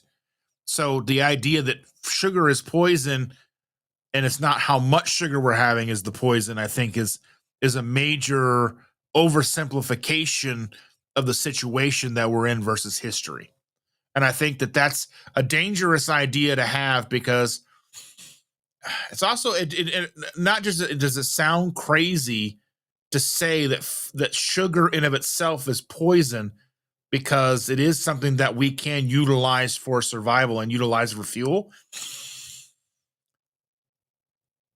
And our body, if our body can create it, yeah, sure, our body can create it. But that's under the guise that we're getting enough protein, that we are getting enough fat, we have access to everything that we need, and we're not in a starvation mode where we need whatever we can get. So I mean, these are things that we have to really think about, and we have to be very mindful of how we say things, how we talk, the information we put out there, because when if one person says you really should just be eating raw meat, or if someone says I worked outside today in the 90-degree weather and I didn't need a drink, so you don't really need to drink as much water as you're having or whatever. We're talking in a situation where not everybody is going to be good with that. Like say, like we know that we have friends in our community that have been hospitalized for dehydration and they're out working in gardens and they're doing all these things and they're in the hot summer sun and they're probably doing what they can to hydrate and still suffering from dehydration. And then someone comes along going, well, you don't need to drink that much. I did this for 6 hours in the 90-degree weather and I was fine. Okay.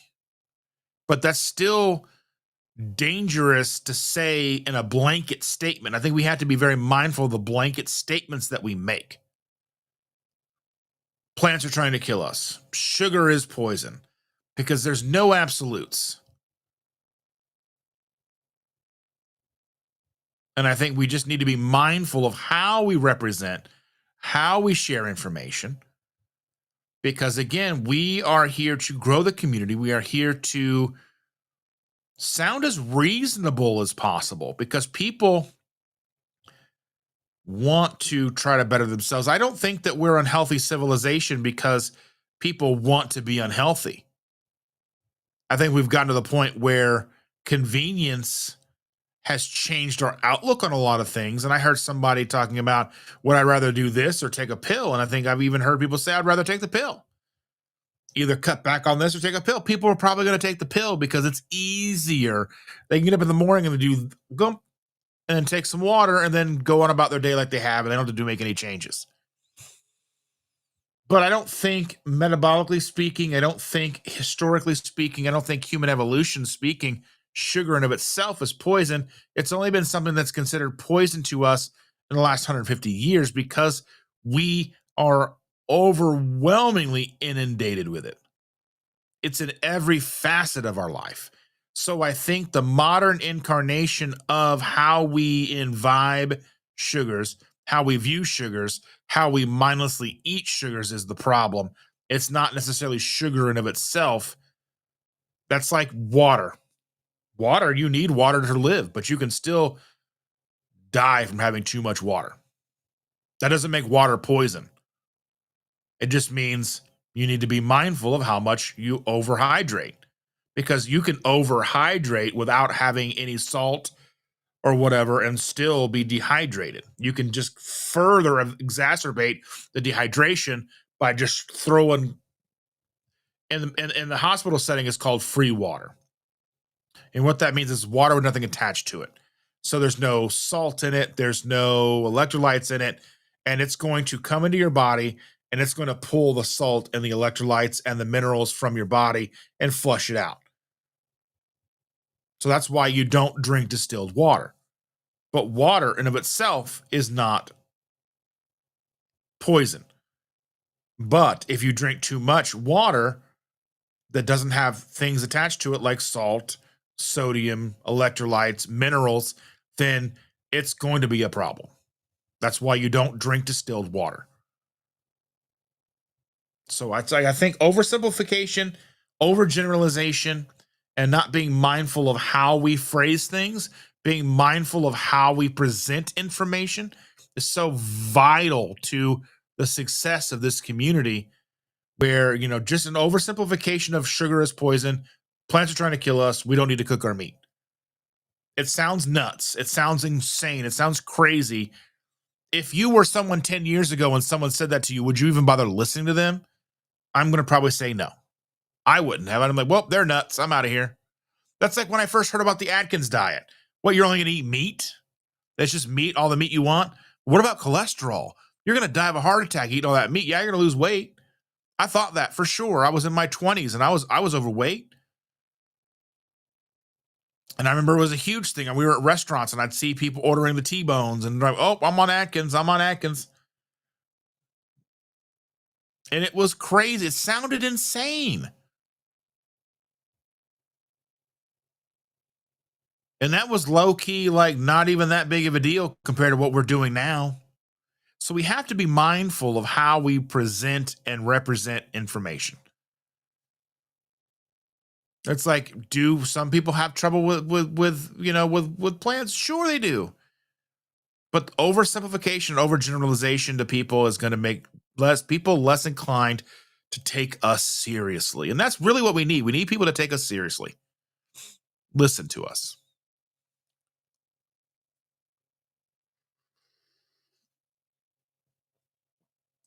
Helen's in the house. Good morning, Helen. I'm so very glad to see you, dear.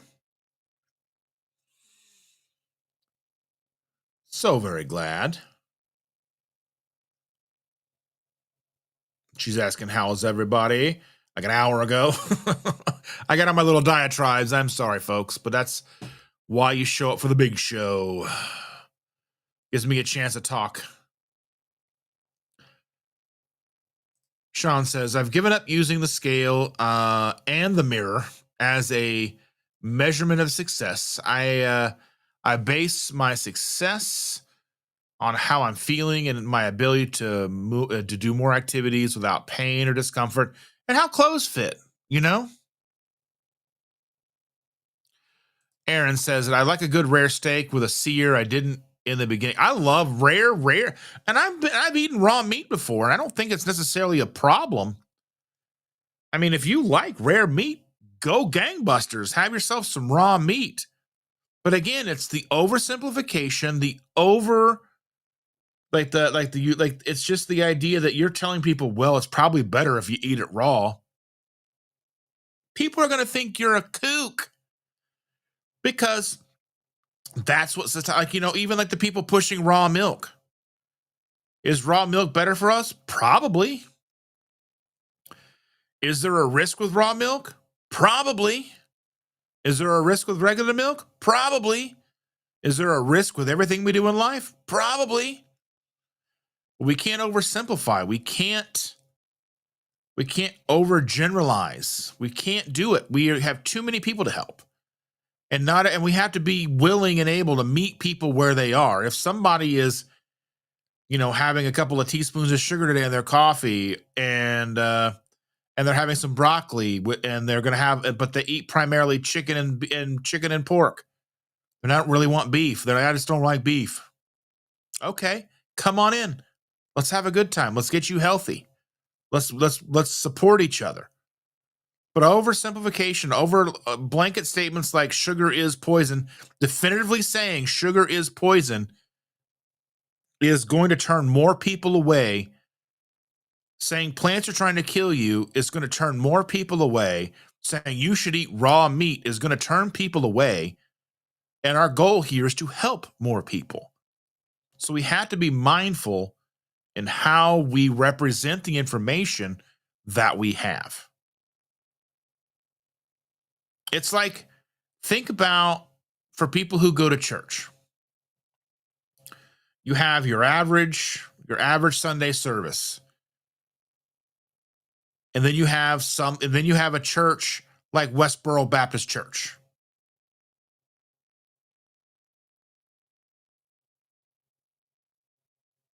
Which one? I mean, they're teaching from the same book. So you have to think about the perception. You have to think about the message, the oversimplification, the overgeneralization. Your average church versus something like the Westboro Baptist Church. No, I mean, you have to think about that. They're teaching the same. They're teaching the same book. They're just teaching it differently. Same book, different mindset, different approach. How do people take the Westboro Baptist Church over regular church? And I mean, there's also just some weird stuff going on with them too, and that's a very extreme, lopsided example. But I wanted to use that as an example because of exactly how extreme it is. But anyway, Josephine C's in the house. Good morning, beautiful people. Yeah. Sean says, thumbs up, people. He's like, people, thumbs up. I mean, I know he's telling people to hit the thumbs up, but you understand what I'm saying.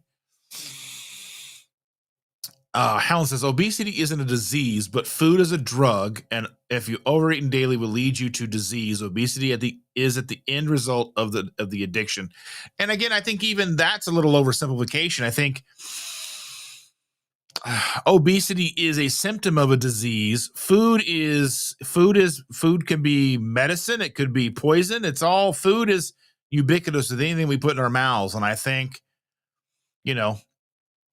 I mean, the problem is we have to eat. We have to eat. We can't survive without eating. I mean, we can we can fast. Sure. We can fast 46 hours, a couple of days, 7 days, 21 days, 40 days.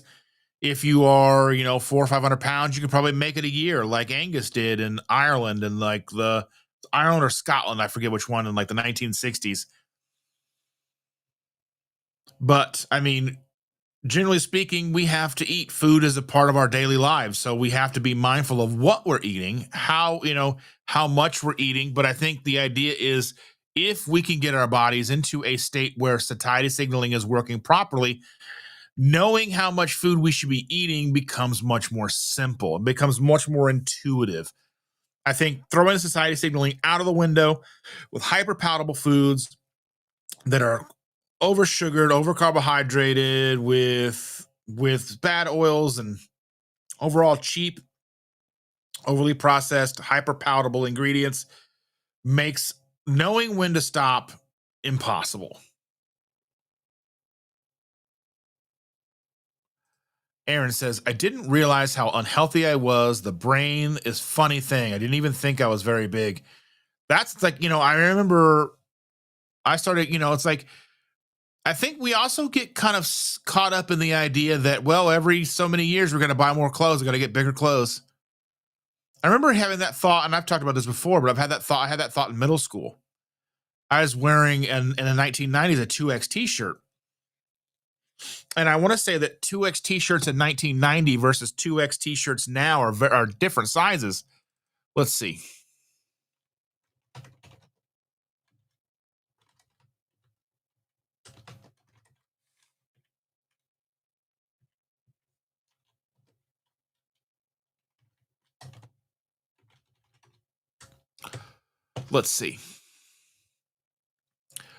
So let's see, because I basically said, have clothing sizes changed since the 80s generalized? And I think they've even changed since, if you look at like patterns from back when, clothes were obviously smaller, people were smaller.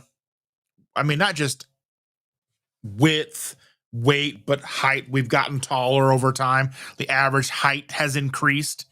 So like what an extra large and an XXL have changed. So let me just put it in that, like, let me see here.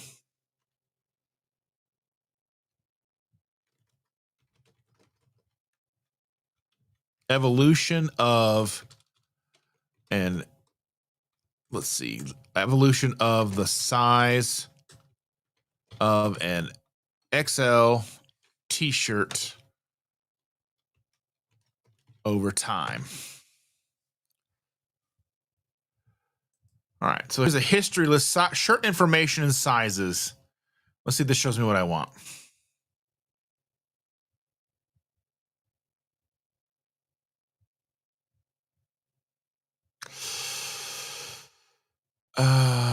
Does this show me what I want to see, or is this shirt information and sizes a history list?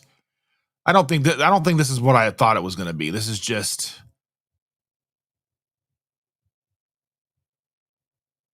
showing me what sizes are, and that's all the same.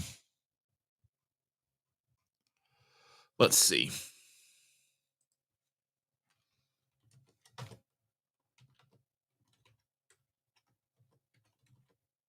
'19. So I'm going to ask: is that an XL shirt from 1980 different from today?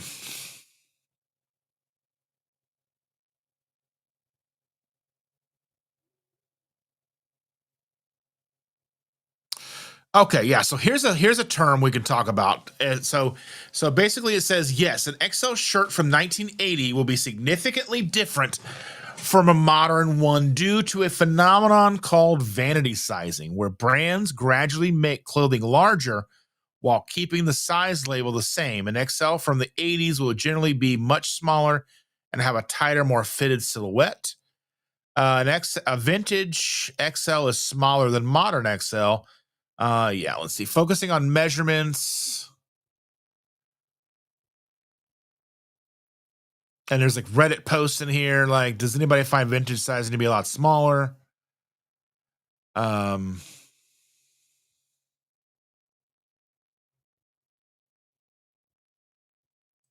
let's see.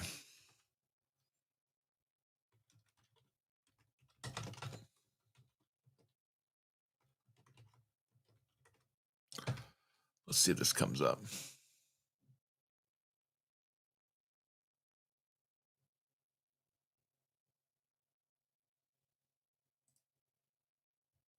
That was weird. Let's see.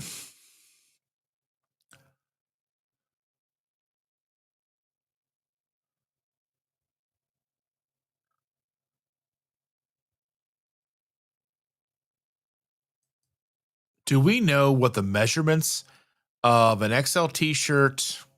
Why is it doing this?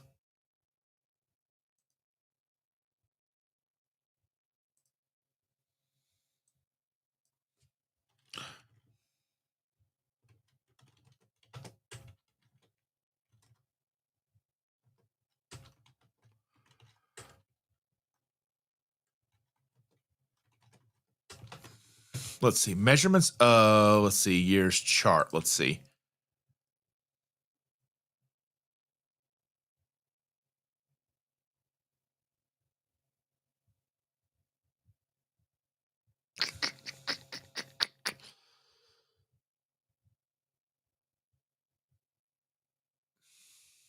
Is it weird that Alzheimer's Association standard US apparel size chart? That's weird. I don't know. Anyway, that's not that. I mean, we know that it's changed. Like, how big across the chest on an XL was in the 80s versus now. Yeah. Rebecca is here. Good morning. She is in South Africa. Good to see you. Lisa says my brain still thinks I'm 241 pounds. I have that. Like, I mean, I've gained weight back, but I remember like going from like 400 down to like 270 and having to like take photos to see the difference, because I was like, you don't feel, I mean, you feel better, but then like you still have those looks and you still see that, you know?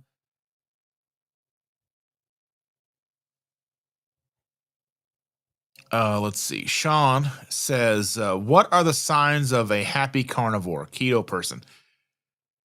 Grease stains on their shirts. I have so many shirts with butter stains on them, wear them like a badge of honor. Oh, I love that. Except like if you're having to go out, like you've got stains on your shirt, you just look like you're just like, oh, just like a messy eater. You know what I mean? Like a toddler, I guess. Like the kids are just like, meh.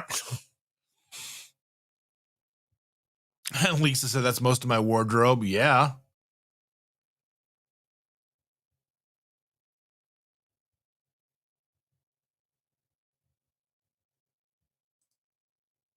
Oh, Helen said that Beard eats food, has food addiction since he was a kid. He spoke about it on a podcast. Oh, I know he has a podcast. I just haven't had to. I haven't listened to that podcast before. John is off to church. He's probably long gone by now. But thank you for being here, my friend. We love you so much. Let's see. Let's see. Helen said the term plants are trying to kill us, I think, is meant that long usage of them can cause autoimmune disease and potentially due to the amount of inflammation that it's caused. Yeah, I mean, it's an oversimplification, I think. Like the idea that if you're eating primarily plants and you're all like, I mean, if you're not having meat, you're not having adequate fats, and you're eating seed oils and just plants, grains, and it's probably more glyphosate. I think there's an issue with glyphosate more than it's the plant itself. Like, I think we've had so much change there's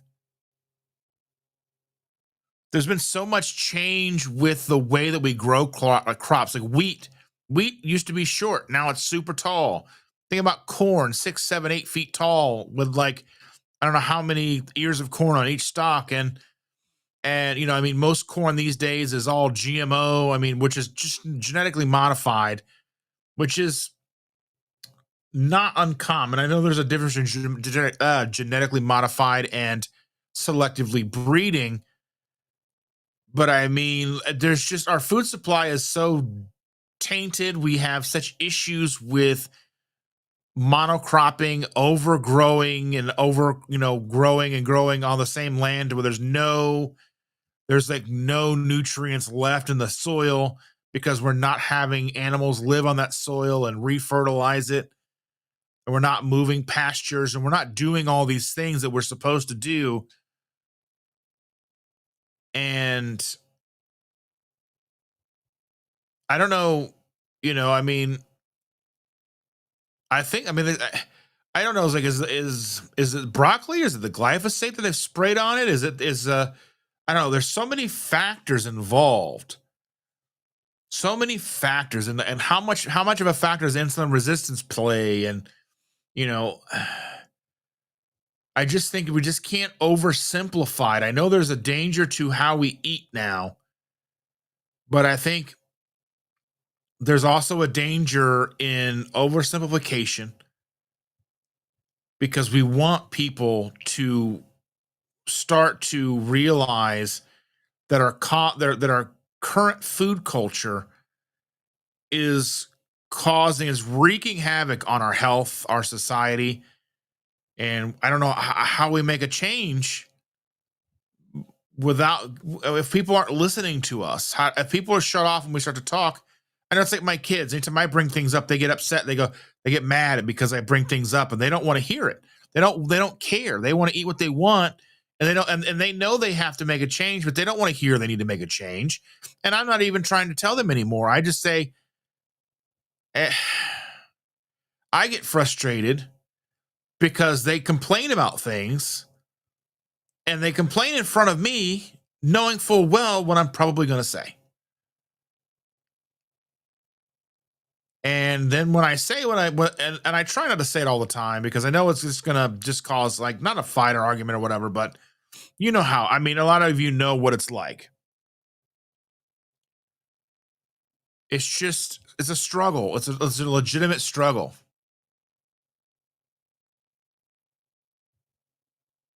Cindy asks, "Have you eaten raw steak like Kiltz talks about?" For me, raw steak, like the fat is just it's got a texture to where it leaves a film in your mouth and like it's not pleasing. It's not a good texture. And I imagine that like anything, It can grow on you, sure. It's an acquired type thing, but realistically, the idea that you're supposed to eat like it doesn't have the right texture. Like, there's just something about cooked fat and like rendered fat on a steak that's cooked just right, and it just melts in your mouth. Where raw steak, I mean, the meat itself is fine. Like the red meat part is fine, and I enjoy some raw steak from time to time, like a nice cut when it's just so tender and juicy. And I don't know. I just there's something about uncooked meat. There is, I've had, uncooked hamburger with egg yolk on it, and it's fine. I don't mind it, but it's so much better when you add heat. Helen says, I personally can't eat vegetables or salad. It makes me, let's say, get very bad pain in the gut. Yeah, and I mean, this is why Whole Foods is way forward for me being mainly meats, maybe in future potato. Yeah, but it's an N equals one. I mean, we all have to really figure out what works for us and what doesn't work for us.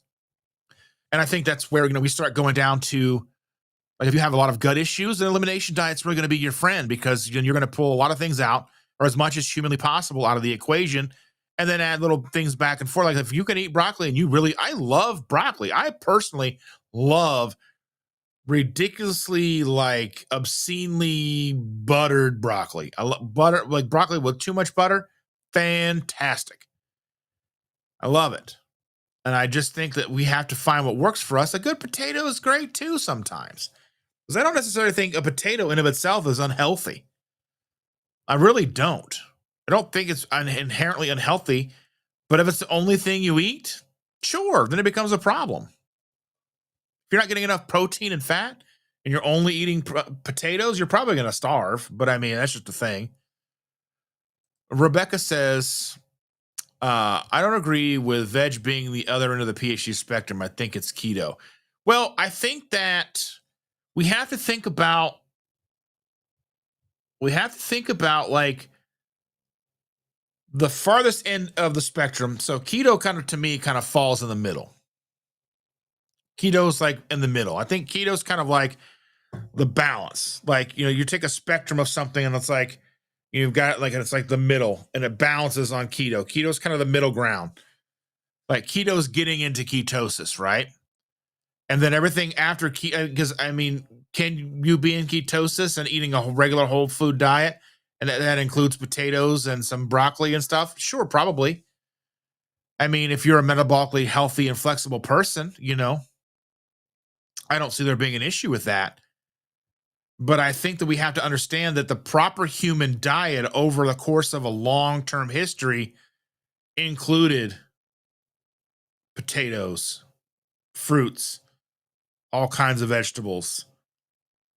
And for a long time, I think we can't just eliminate history from the equation.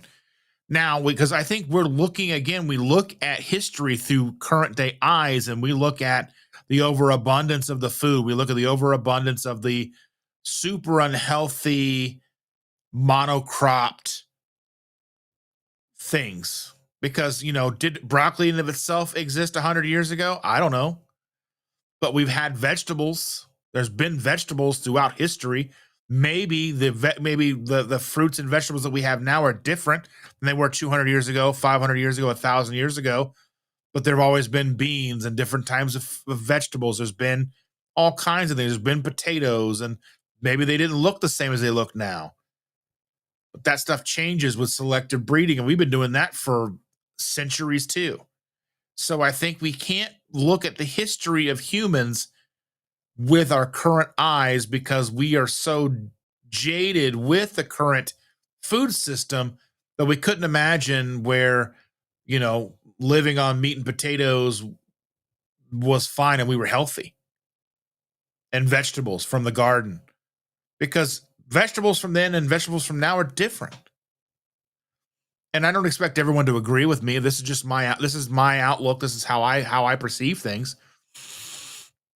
And I know we're all coming things from different perspectives and we're looking at things from different points of view.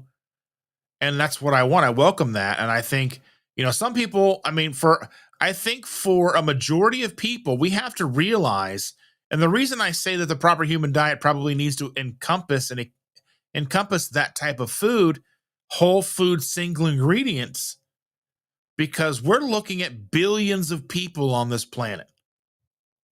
And if we're meeting billions of people where they are, there's going to be people who refuse to eat meat. They're going to need to find the healthiest way they can live as a vegetarian, as a vegan, whatever. Whatever your choice is, how do you find the healthiest way to do it? And we have to meet people where they are. And some people are going to the healthiest version of them in a proper human diet spectrum is going to be the most whole food, single ingredient thing you can do, whether they're adding meat or not, whether it's meat heavy or not. I think we have to really take a look and step back and understand that we have a number of people that need help that's unfathomable to our brains. The fact that there are billions of people on this planet and an overwhelming majority of them are sick and metabolically unhealthy, and we have to find a way to fix them all over the course of time, of course. But how do we meet them where they are? How do we slowly transition billion people across the globe to a healthier way of eating? And it's not going to be carnivore. It's not going to be the lion diet because people aren't going to do it. Not right away. Maybe it'll evolve into that. But again, we have to meet people where they are. And to me, my idea is a proper human diet starts with whole food, single ingredient, full stop. Does it grow on the ground? Does it eat things from the ground? Is it alive? Did it grow on the ground? It's a whole food, single ingredient. Did it grow off a tree? That doesn't mean go hog wild and only eat apples. That doesn't mean go hog wild and only eat potatoes. That doesn't mean whatever. I don't think we ever did that as a whole, unless there was a catastrophic famine, something going on where they didn't have things enough to eat and there were famines. And that's been rampant throughout history. There's starvation even now. So I think we have to take a look at our own perspective and understand, where does our perspective come from? We can't equate single ingredient whole food as unhealthy for because we have to look at the overwhelming majority of people who need help. And how do we help the most people? It would be great if we can get them to at least keto. But even that, I believe, is a pipe dream. That's not going to be the reality. The best I think we can hope for is to get most people on a single ingredient whole food diet. Realistically. Rick is in the house. Yeah, it's still morning. Good morning, my friend. Glad to see you. There we go. Tuber Chat's in the house. Good morning. Sharon's on her way out. Thank you for being here. I truly appreciate you, Sharon. I hope you are feeling great and you continue to feel better. But anyway, thank you so much. She's got it, the tiller, the tractor, the lawnmower day. Love power equipment. Have a great day. We love you. We'll see you soon. And Tuber Chat shared on Reddit. I appreciate you, Tuber Chat. Thank you so much. You're my buddy. And I haven't been at your chat. I haven't been in your live like this week, but this week's been crazy. So I'll see you soon. Brian says, good morning, Dustin, Cindy, Evelyn, Sean, and Aaron. Glad to see you, Brian, my friend. Josephine says, howdy. Helen is saying, we hold on to water when we eat carbs and sugar, so the weight is mainly water and inflammation. And so when you remove carbs and sugar, you lose a lot of water. Yeah, and I think that that's truly a case too. Kidneys hold on to things, and the more carbs and sugars we eat, then that's a possibility. It's probably a survival technique as well. Realistically, I think there's probably some survival instinct to the body that if we're eating carbs and we're probably in a situation where we need to hold on to whatever we have, because we're going to need it. So, I mean, there's probably a survival technique in there. There's probably a survival instinct in there somewhere. Whether or not there's inflammation involved, if it's a whole bunch, I think these days the inflammation just really does probably come from the quality of the food, not so much as the carbohydrate. I think it's coming from the quality of the food because it is sprayed and there's so much stuff going on. And it's a husk of what it probably should be. So the body's probably struggling to recognize it. But I think maybe with carbohydrate intake and the holding on of water is probably a survival technique in some shape or form. At least something to think about.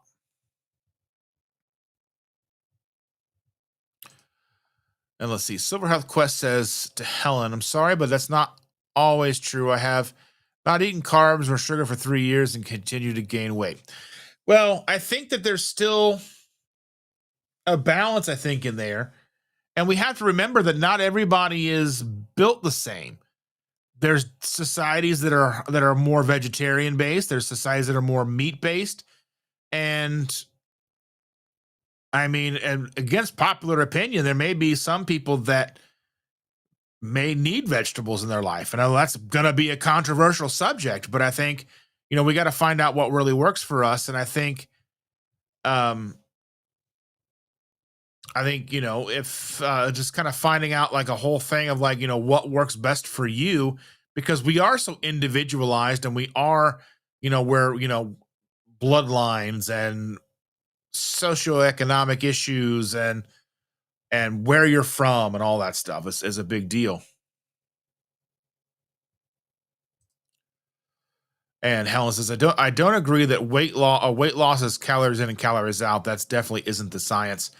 And I mean, there's so many studies that they put out that point to that calories in, calories out is definitively the only way. If you have to be in a calorie deficit. And I see so many of these amazing creators out here that are 5, 4, 5, 600 pounds, and they're like, I'm eating 2,400 calories a day, and I'm working out, and I'm trying to lose weight, and I'm like, but what damage are you doing to your body at 2,400 calories a day at 600 pounds?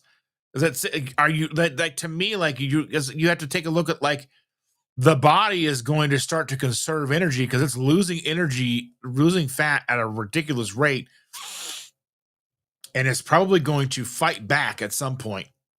And then what are they going to do? They're going to lower the calories even more. They're going, I'm only eating 1,200 calories a day. I mean, 1,100. It's like you're shocking the system, and I think it's just crazy to me. Travers Wolf is in the house. The American processed food industry is causing obesity. I think it's a worldwide problem now. America is not the only culprit. It's a worldwide phenomenon, I think, now because of America.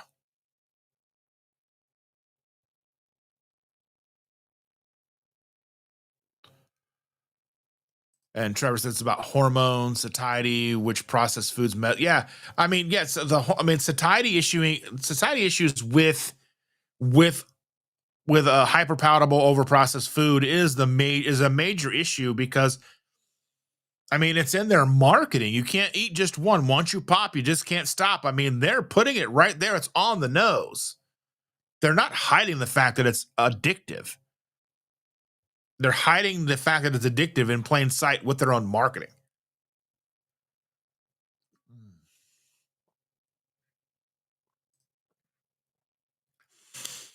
Let's take a minute for a positive outlook on things that we have coffee. Coffee's delicious. And if coffee's wrong, I don't want to be right. Mm.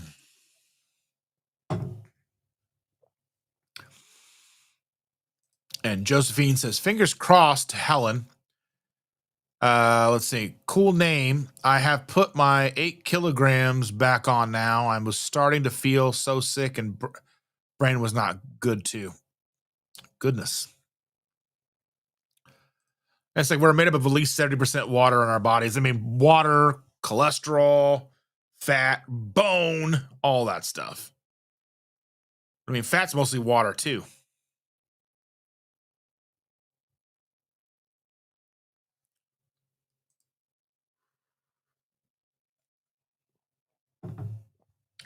So here's an interesting look at things. So Silver Health Quest is saying that to hell, which is why GLP-1s are working for me because I can't eat much now. I think that GLP-1, because GLP-1, I'm going to look up and I want to see what is a GLP-1.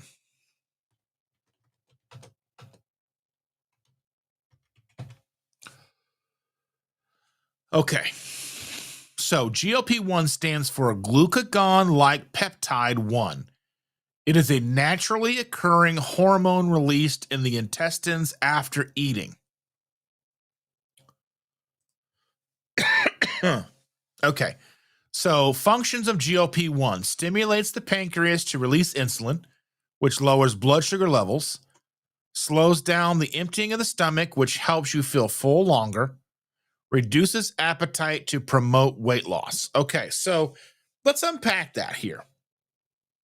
So the GLP-1 is gonna stimulate the pancreas, which we all know that that sugar is gonna release, that's gonna stimulate the pancreas as well.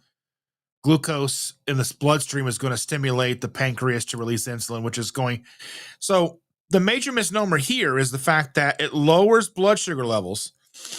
But what it does is insulin doesn't lower blood sugar levels. Insulin basically pushes blood sugar into the cells. So it doesn't get, it gets it out of the bloodstream, but into the cells, which doesn't get rid of the sugar. Slows down the emptying of the stomach, which is a problem because we are seeing people's digestive systems completely shut down and in some cases never turn back on again, which can cause death. Because if your digestive system shuts off, then you won't be with us much longer. It can take about a month, which is not a good idea.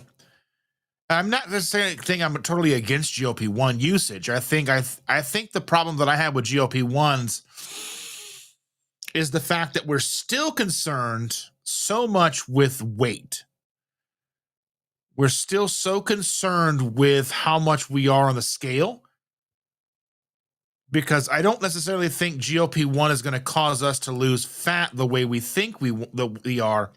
I think GLP-1s are kind of a band-aid to an overall hormonal issue instead of trying to work and get the bodies into a more healthy, because GLP-1s don't have an exit strategy. My understanding is you're just kind of on a GLP-1 because as soon as you go off of it, everything goes back to where it was. So there is a therapeutic use here where GLP-1 receptors agonists are a class of medications that mimic the effects of GLP-1s. They are used to treat type 2 diabetes by improving blood sugar control and promoting weight loss. Again, we're looking at blood sugar and weight,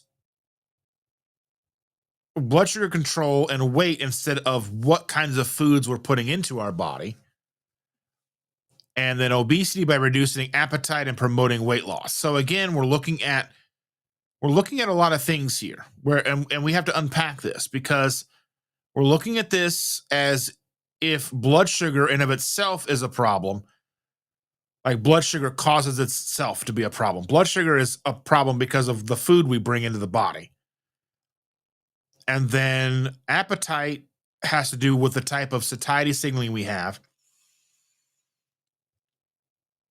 And there's natural GLP-1 functions, and I know allulose is one of the new things that they say that can mimic GLP-1 and can, that kind of thing. So I just kind of worry about these things. I think they are, again, and Shannon and I talked about this on our Tuesday live. If you want to go back and listen to that, if you have not, the fact that GLP-1s are like a bariatric surgery. They are tools in a toolbox, but I think they should be behind glass, let's say for emergency worst case scenario use only. I don't think that they should be the first line of defense for most people. If you have been finding success with ketogenic lifestyle, with carnivore lifestyle, and your weight is going down, even if you stall for 6 months, I don't think that that's a reason to go and jump on a GLP-1. Now, again, these are my opinions, and I'm not telling anybody what to do. I'm not shaming anybody for utilizing a GLP-1. I know that there are people that have been using them and finding success, and I understand that. But I always want to make sure people that are aware of the downsides. So the side effects: receptor agonists can cause side effects such as nausea, vomiting, diarrhea, pancreatitis. But people have been found to where they're it just kills their it kills their gut. They have dead gut where their gut doesn't work anymore; it just rots in the body.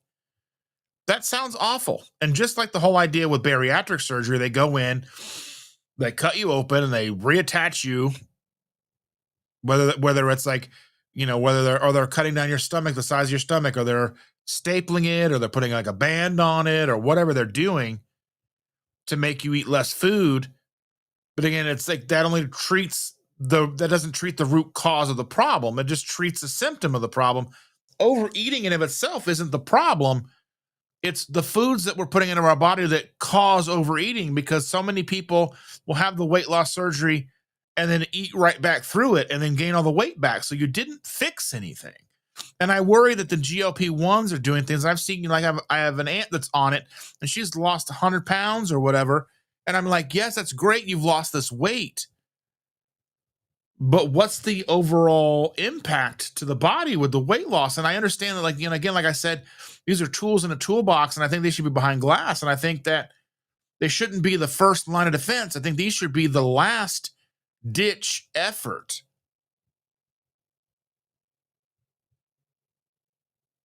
And I think if you're down to like the last 50, 60 pounds to lose, and you're, I don't think this is what that's for. This should be somebody who needs it to get to a place where they can start losing weight naturally. And there should be a transition period where they're working with people to teach them how to eat a whole food, meat-based diet. And there's still so much we don't understand. There's still so much about our nutrition that we just don't know, because we are a species of historical and history. I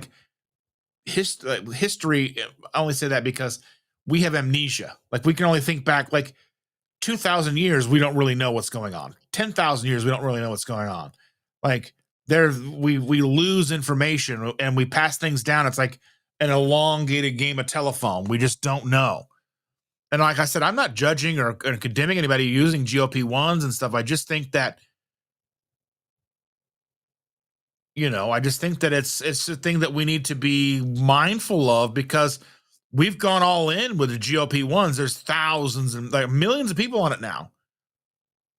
Millions of people are on GLP-1s now because it's the new miracle drug to help people lose weight. And I worry that anytime there's a miracle thing like that, it's like, what are the ramifications in 10 years? And Rick says, yes, it will take years to get enough. I mean, it's just going to be a thing. There were way more ruminant animals 100 years, 200 years ago. There were millions and millions of buffalo roaming the plains, and the plains were healthier for it. And Helen's telling Josephine that we can all get off track sometimes, and that's okay. But what is important is getting back on track. Yeah, I think that's like, the idea that none of us are going to slip up. We're all going to make mistakes. We're all going to have days where we just don't do the things that we know we should do. I know what I should do. I know what I shouldn't do. But again, I mess up. I make mistakes. I knowingly, willfully make mistakes. I knowingly, willfully go through the drive-thru, or I knowingly, willfully get the hot dog at Costco with the bun, or whatever it is. I know I shouldn't do it, but I do it because food has such a strong hold on us. Emotional distress brings the worst out in me when it comes to food. I'm even keel. I get stressed out about things. I get angry about certain things, but I'm usually able to hold it all together and maintain a level head until it comes to food. And maybe I'm still alive because of that, or I haven't I haven't ruined entire relationships because of it, but here we are. And I'm way, way, way, way behind on my chats here. So let me see if I can get through here. Yeah, so and Helen's like, talking to Silver Health Quest, like, I'm pleased that GLP-1 is helping you, although there was some serious reported side effects. And I think that, I'm glad that there are, and people are, and companies are working on solutions.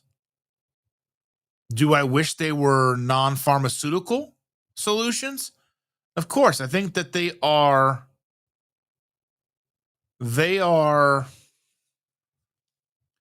band-aids at best. I think they're band-aids on a bullet hole. I mean, that's really what it comes down to. I think we're trying to, patch swimming pools with band-aids, and I think, Travers is saying, along the lines, yeah, of course, yeah, there were, you don't see big people in the 70s or throughout history. I mean, there's always been bigger people because there's always going to be metabolic dysfunction across time. But like, I think there was a point in time, like the fattest man was like 350 pounds or something like that, or 400 pounds. Maybe now we've got people who are like, let's see, what's the current?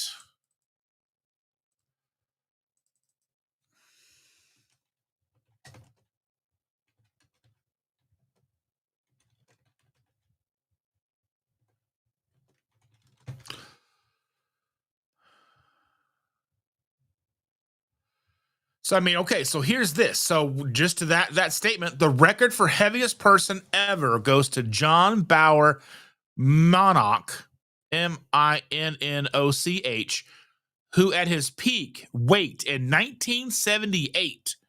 So here we are, and we talk about the 70s. There was not a lot of fat people, but it doesn't matter what era we are, there's still going to be people who are overweight.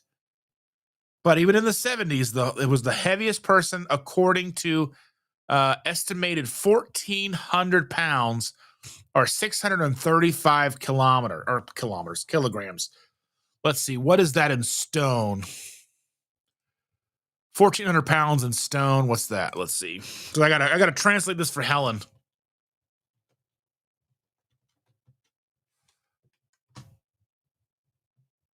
100 stone. Could you imagine 100 stone?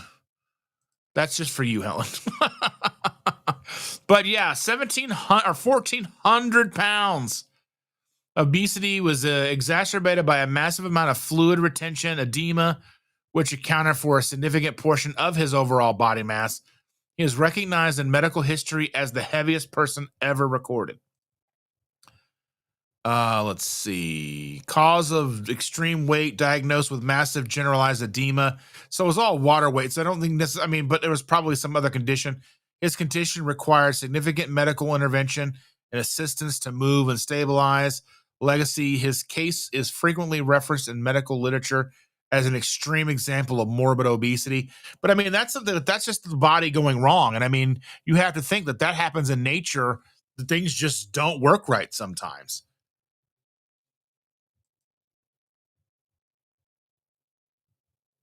Sean's having keto chow waffles for breakfast. You're gonna love it in an instant. Oh my goodness.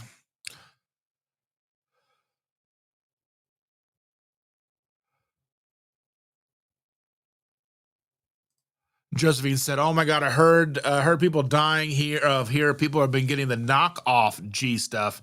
So yeah, like the GLP-1. There's a lot of knockoffs going around. It's really, really bad. Let's see. Yeah, then people are utilizing to get like to lose like 10 pounds or whatever. It's just we got to be careful. I mean, that's why it's a very should be a very slim use case."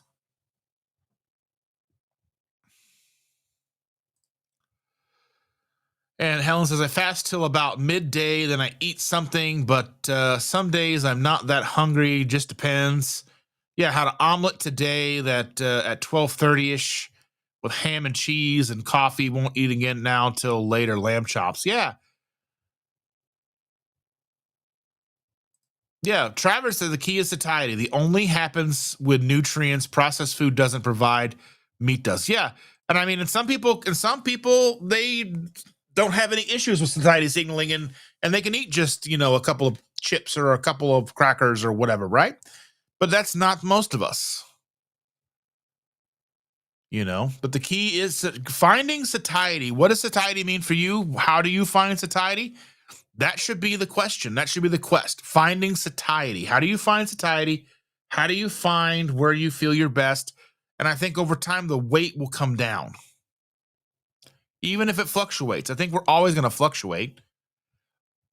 There we go. Lindy's in the house. Paleo Barbie does keto. My good, very good friend is here. Thank you for being here, my dear. Hope you're doing well.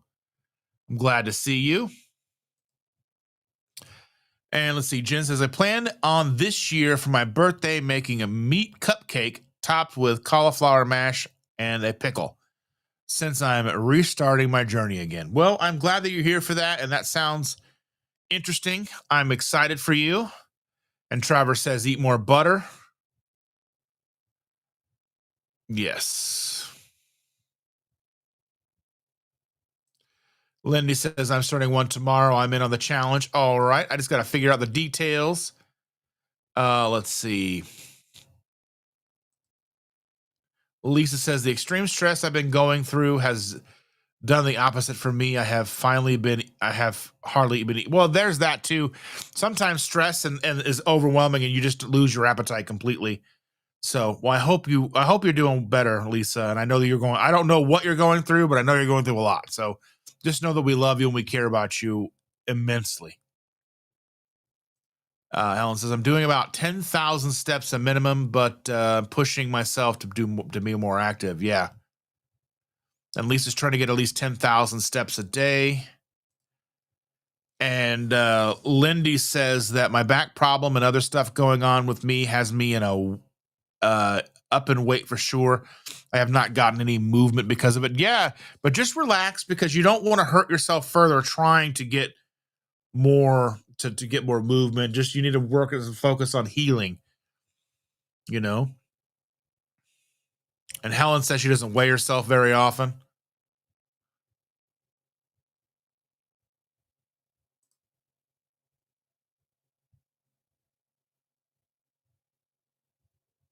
There we go. Scott's in the house. Good morning, my friend. I'm glad to see you.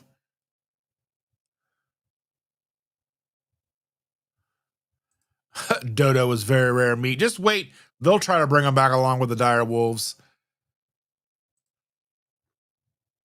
So, I mean, this is a sentiment for a lot of people. I mean, even Shanda doesn't eat her meat as rare as I do. I love extremely blue rare steak. A nice crisp sear on the outside.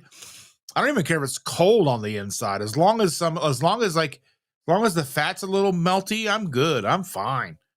But yeah, it's she's like, I'll never eat raw meat. I don't mind it. I think it's got a good texture.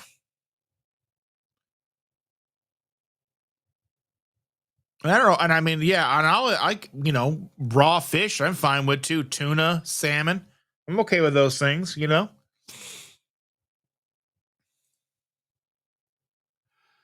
Let's see. Helen says, I don't eat loads of beef, and I have let's see, what does that say? Carnivore police. Yeah, I mean, if we're gonna have whatever. Yeah, Fred Phelps, he's no longer with us. Yeah.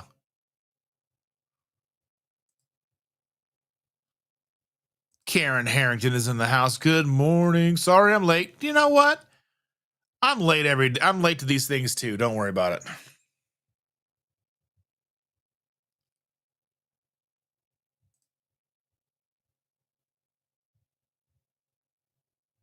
Yeah, Helen says there's too many dictators in the community. Unfortunately, I just laugh at them. Yeah, I mean, I just think that we should be looking at the big picture. And I think, I mean, we've got so many people to help that we can't zero in. Like individually, we can zero into ourselves. But we have to remember that no man is an island, right? We all need each other, and we all need each other for support. And we all need to be working on helping people outside of our community. And we don't do that by being little sticklers and dictators and you do it this way or you're not going to do it at all. And it's don't. Travers, is that where you're from? Scotland, Edinburgh, Scotland? Is that where you are? That'd be awesome. That's awesome. I want to visit Scotland and Ireland and the UK and London and I want to visit all the places. I want to go to all. I want to go to Sweden and Norway and Finland and Switzerland. I just want to be able to go to all the places. Terry Sue is here. Good morning, Dustin. And the last day of August. That's right.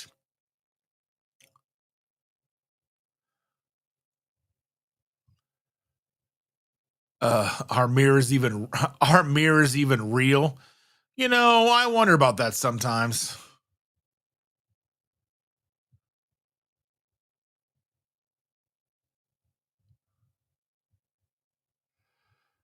Let's see. People saying hello, hello, hello. There we go. Sean Bradley, $20 super chat. You are too kind. Dustin, you always provide a fresh perspective on these things. That's why we love your content. Well, I appreciate that so very much. I just try to be open and try to open my perspective. I just think that we dig too narrow a hole for things.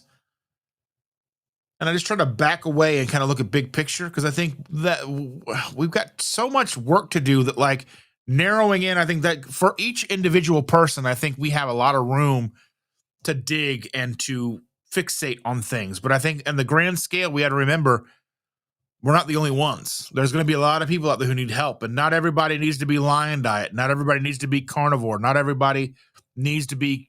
I think keto should kind of be like kind of the middle ground. I think keto should be kind of a minimum, maybe paleo. And I think I keep, and I always talk about that open-ended spectrum of like whole food, single ingredient, because we have to meet people where they are.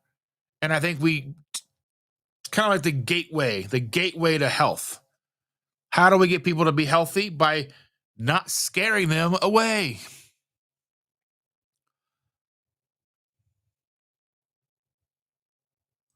And Helen said, so very true. I appreciate all of you so very much. I really, really, really do. And Helen says, I'm going to start going live, I think, from the next week, maybe. Do it. Do it. Do it. Do it. I would love it. And I'm going to be working on, once I get things solidified, I'm going to be trying to get back to my Saturday mornings and trying to do lives with people on Saturday mornings and trying to do that kind of thing. If you guys are interested in that, if you're interested in being a guest, let me know, because I will do it. I will bring you on. But here's an interesting take. So Trevor says plants are medicine, not food. And I think both are true here. Some plants are not food. There's more plants that aren't food than plants that are food. So we can't forget that a lot of plants are truly poisonous to us. There's no meat that is necessarily poisonous to us. There's no meat we shouldn't eat.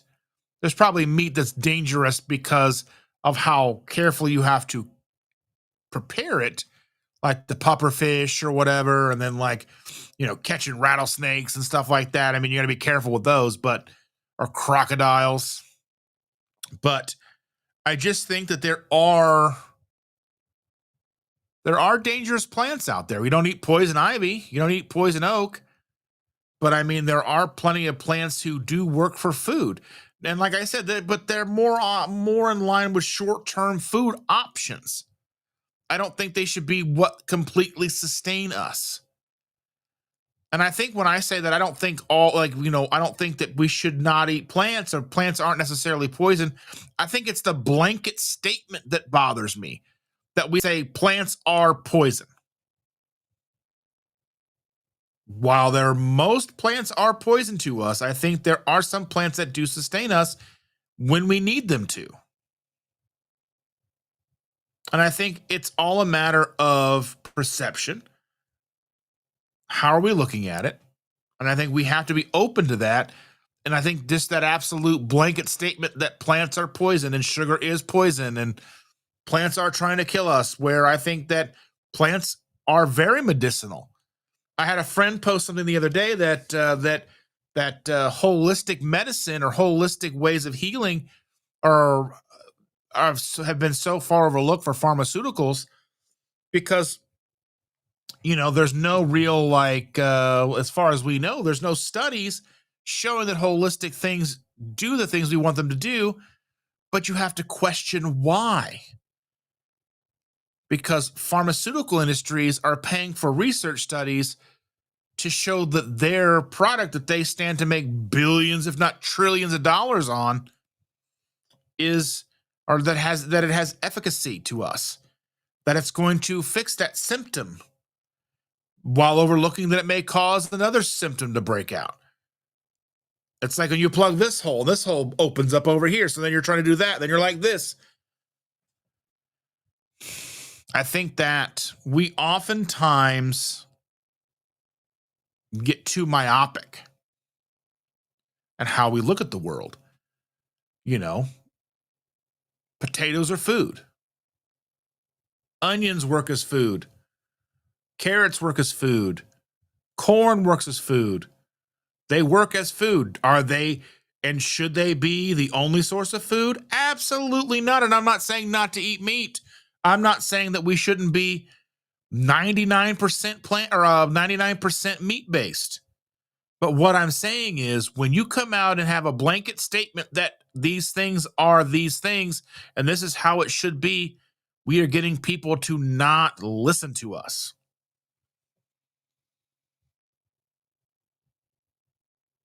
Terry says aprons are a carnivore's best friend, and I leave it on while eating. I have one of Sahil's. I have one of Sahil's Headbangers Kitchen aprons, and I have a Christmas elf apron too.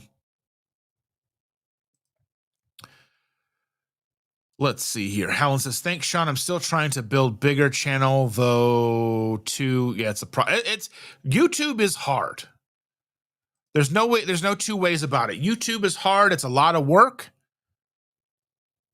with very little payoff, and for a long time. I'm going to be running in the red for probably a decade, unless you know. I hate to say to get lucky, but I mean, like you put out a piece of content or you start putting out a series of videos that really resonates and can take off, and that can change the trajectory of your channel. That changes the trajectory of your channel. You start getting more views, more revenue. That opens things up to maybe getting a better camera, which then can open up to making better content, or maybe having someone edit your videos for you, or you know, whatever. It opens things up. So I mean, really, like you can start making content. There's still content creators out there who make a living doing it all by themselves. There's a content creator out there. His name is Adam the Woo. He has two channels. There's like Adam the Woo, and then he has the Daily Woo. And I know I found him because he goes to the Disney parks a lot. He lives in Florida, travels around. He's been in punk bands throughout his life, and he just does daily vlogs. Almost every single day he vlogs, puts a vlog out every single day. Now, he may not be the nicest person from what I understand, especially the Disney parks. I know people who I've heard people say things that are not nice about him, and that's neither here nor there. But he is a person who does it all on his own. From what I understand, he edits his own videos. I mean, I don't think there's much editing that goes into it, because his thumbnails are basically just a picture of a screen still from the video. Title. There's no editing. It starts and ends, and I'm sure there's cuts. But it probably doesn't take him very long to edit his content.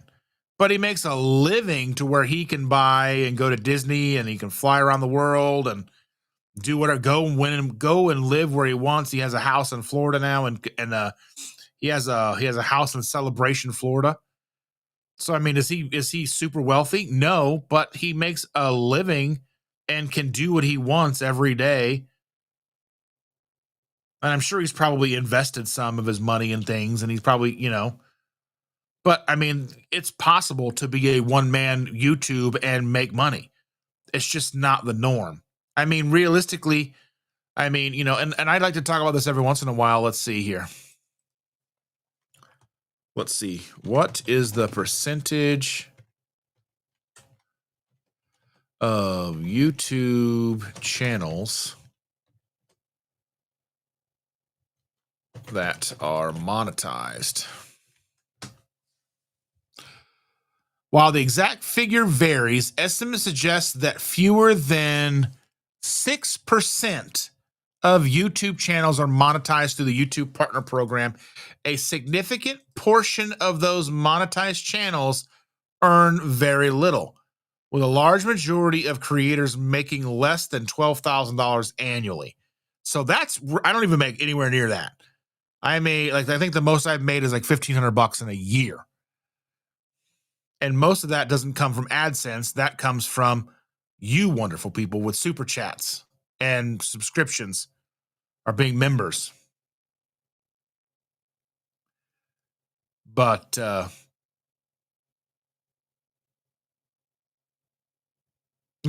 funny thing is 96% of creators make less than $12,000 a year. If I made $12,000, if I made $1,000 a month off of YouTube, that would be a ridiculous game changer for me. Well, that's poverty level. It would make a big difference to me. $1,000 from YouTube, crazy. 90% of channels never reach 10,000 subscribers, a milestone for many. Yeah, I just always make sure that people understand the level and the work and dedication it takes. I mean, even just to go live twice a week, we have to move things around in our schedule. I can't be out all night Saturday night.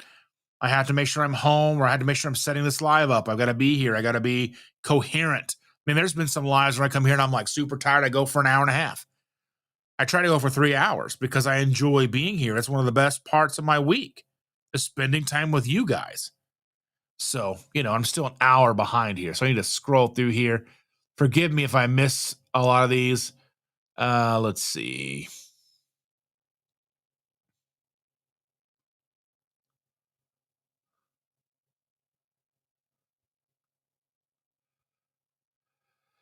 Let's see.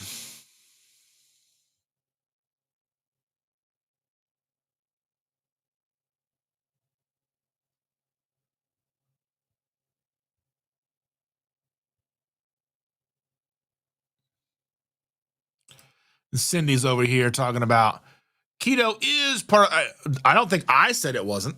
I don't think I said keto was a part of the PhD. I think keto is kind of like in the middle of the PhD. I think proper human diet is a large spectrum, larger than we want to accept. I think that I think throughout history, I don't know how much, and there's no way to really know for sure, but I don't know how often we were in ketosis throughout history. Probably more often than not.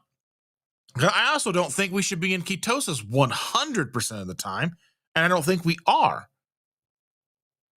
I think metabolic flexibility should be the gold standard. I think being able to go back and forth between ketosis and being able to utilize sugars if they come into the system should be the gold standard. I think having that metabolic flexibility to where, think about, and I've mentioned like this, and I don't know, I'd like to get Dr. Barry's idea on this, but think about how we've been for the last 150 years not in ketosis. People who are never in ketosis are in ketosis so little that getting into ketosis is troublesome. The fact that most doctors don't even realize that ketosis is a thing, and they get upset with the idea of keto because they confuse it with ketoacidosis.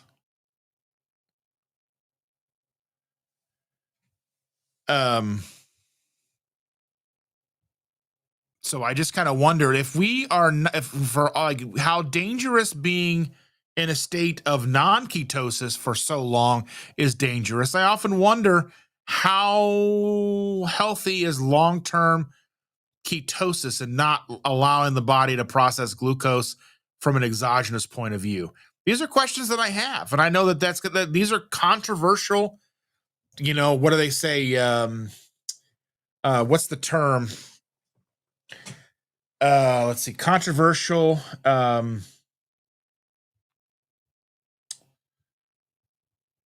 can't think of the word.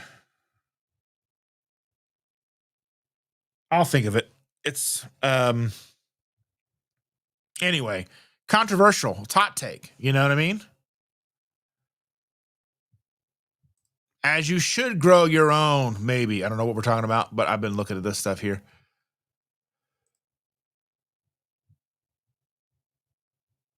Rick says the less people eat, the more for us. Yeah.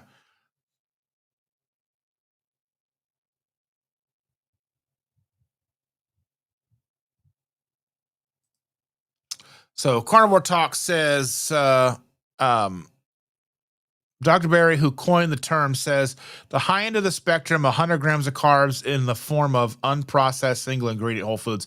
Yeah, I mean, and that's in line with what I'm thinking. Like, I mean, that's like having a little bit of potato, having some vegetables. You know what I mean? I think that's in line with single ingredient whole foods. So, I mean, that's in line with my idea. So, like, I think, and that's a 100 grams of carbohydrates a day from single ingredient whole unprocessed foods is like a gateway for people, because I mean, you got to understand, some people are probably having 1,000 grams of carbohydrates a day with sugars, and grains and all the things, all the processed foods out there. People are probably having upwards of 1,000 or more. Some people are probably having insane amounts. Think about that. And no one bats an eye except for our community, but we also got to make sure we're not going the other way. So I don't know. I just, thank you for that. I mean, I appreciate this, because I mean, that's the thing, is like, I know I heard him say that, but I think even people think about 100 grams of carbohydrates a day, total carbohydrates a day, sounds crazy to people in our community, especially, carnivore. But if you figure, you have, I mean, there's no such thing. And this is going to be controversial too. I don't think there's a such thing as a zero carb, because there's residual carbs in meat. Yeah, the dietary nutrition label is going to say 0, but if you figure there's 0.2 carbs for every egg, there's probably 0.2 grams of carbohydrates for there's probably not a gram of carbohydrates per pound of meat, but it's not 0. So I mean, we utilize the idea of 0 carbohydrates, but I don't think that that's factually correct. I mean, numerically or mathematically, I don't think it's possible. I know there's going to be glycogen in the meat and all that stuff. You know what I mean? So, just a matter of we can do it. And Helen says, I think after carnivore, I will do 20 to 30 grams. I think it's a good thing to play with. I think, the idea that you're going to be, as you're going through and you're healing your body, the idea that you are going to pick one thing and that's going to be forever doesn't make any sense. It's silly to me, the idea of that, right? That's how we're going to be, like, I mean, I think, being carnivore for a while, and then once you kind of get to a point where you're used to that, play around with your carbohydrates, and if that makes you feel wonky, go back, walk it back some. I don't know. I think that the idea that we have the capability of playing around with this is so very freeing for us.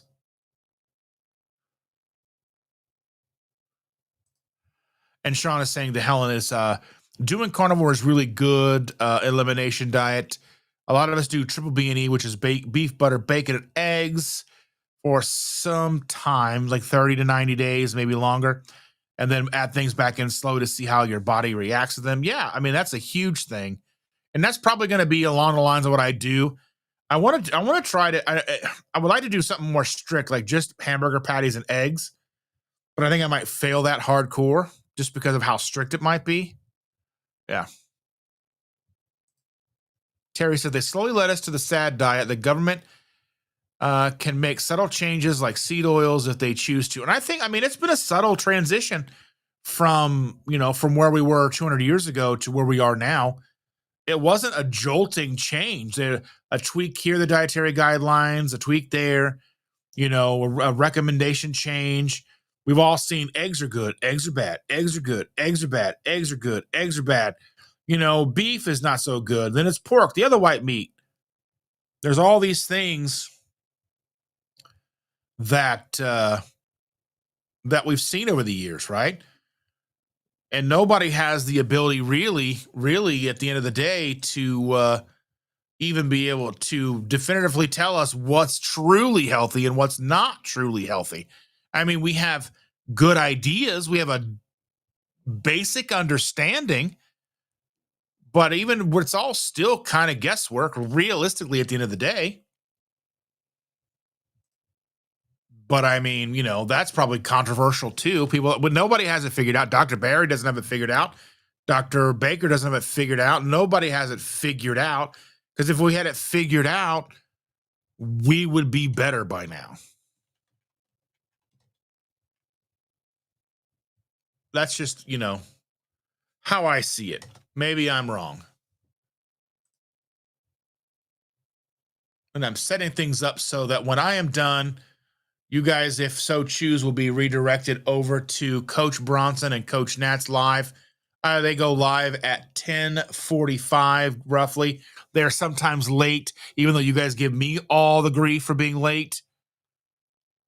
So I will go here for about another 10 minutes or so, which should put us right in line with you guys being able to go do some stuff right before they start.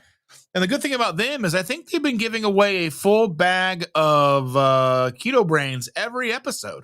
So if you're active in the chat, you may be eligible to win a $50 bag of Keto Brains. Keto Brains for a 30-day supply for one person, 30 serving supply is $50. We liked it. That's why we didn't buy it, because $50 is a lot.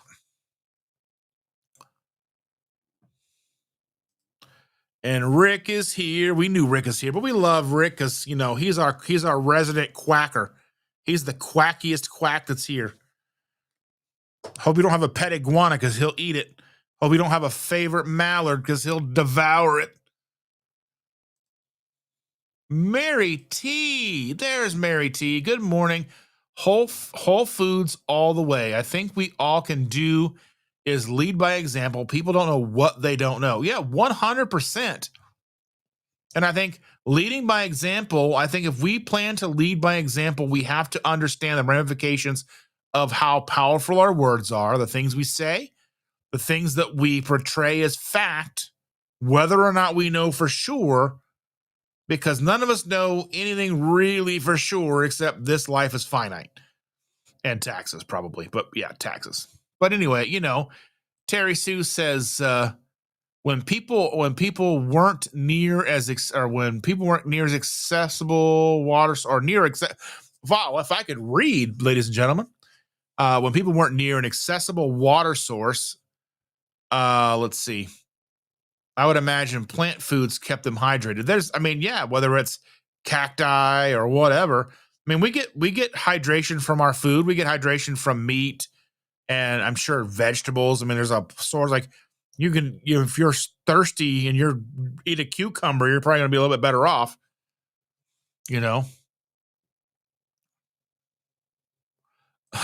Travis says vegetables are not good on toast. Isn't that what's in Vegemite? Make a Vegemite sandwich. Lisa says, I'm with you. I love my coffee. Cheers for coffee. I have a little bit left.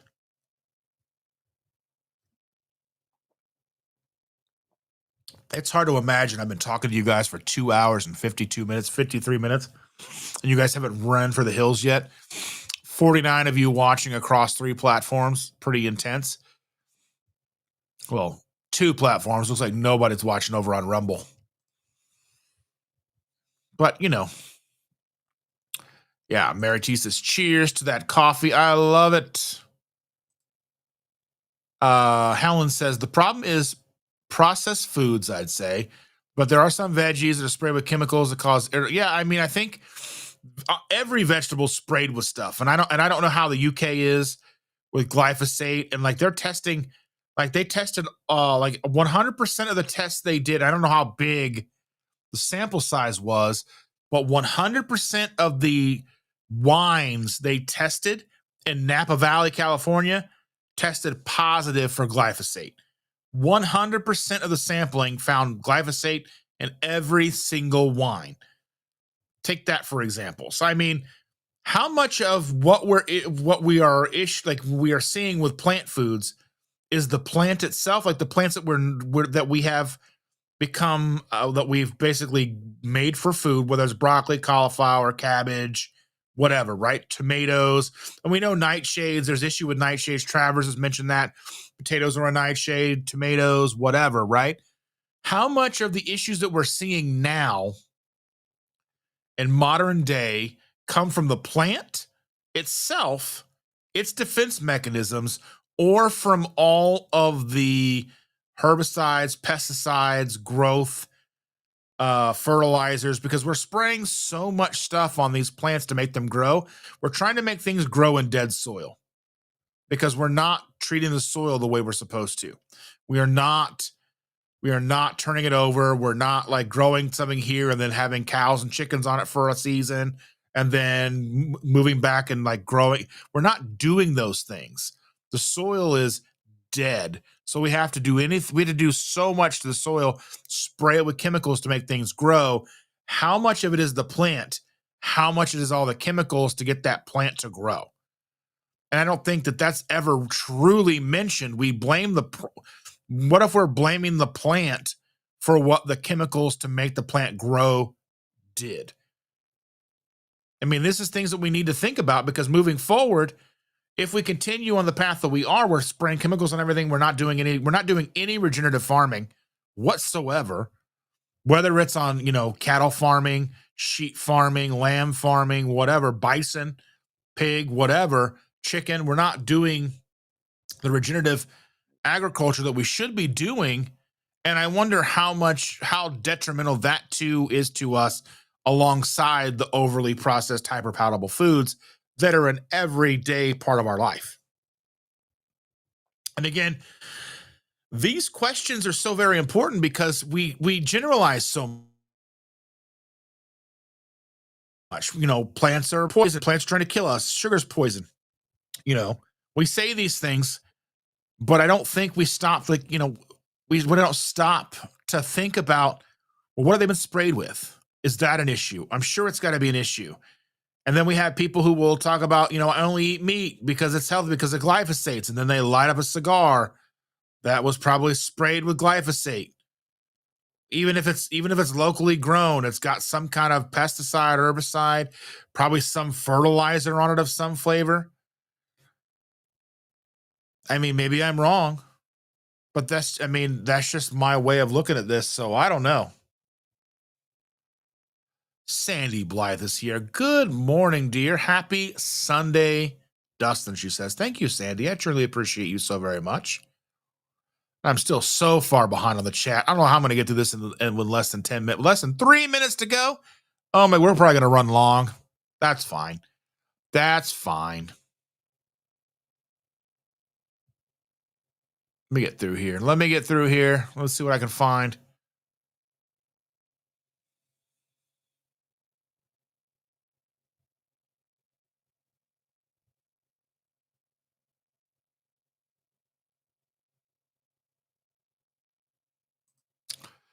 Yeah, and I understand, Brian. Yeah, I understand the GLP-1. That's why I said it. I just don't think they're right for everyone. I mean, you are utilizing it and you're doing it because you've done your research and you're willing to take the risk. And I appreciate that. But I don't think that it is for everybody. And I think there's so much we don't know about them and they are so new, and yet we're widely using them the way we are, to where there's shortages, there's counterfeits. There's a lot that goes into it, and I understand your history. And like I said, are there cases? Like I said, it's a tool in a toolbox. I just don't think that tool in the toolbox is for every situation. Celebrities are using it. People are using it. They got 10 pounds to lose. Whatever the case is, you should be doing your due diligence and figuring out, is it right for you? Are the side effects of the weight that you have to lose versus the side effects of the possible drug ramifications of losing that weight? These are all things that have to be considered. And like I said, I'm not shaming the people utilizing the GLP-1s. I'm just talking about the fact that it's widespread so very quickly. And I know they've been around for a while, but they hadn't been used this way, the way they're being used right now. They're being given to just anybody who wants them right now. And I think that's dangerous. And I don't know, maybe you'll agree with that or not, but I think that I don't think that the use case should be just willy-nilly. I think it should be something that is heavily discussed.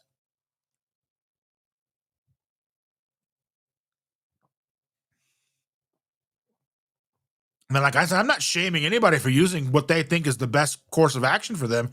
I don't shame people who are going to go ahead and get a gastric bypass or a sleeve or all the things, weight loss surgery, GLP-1s, whatever.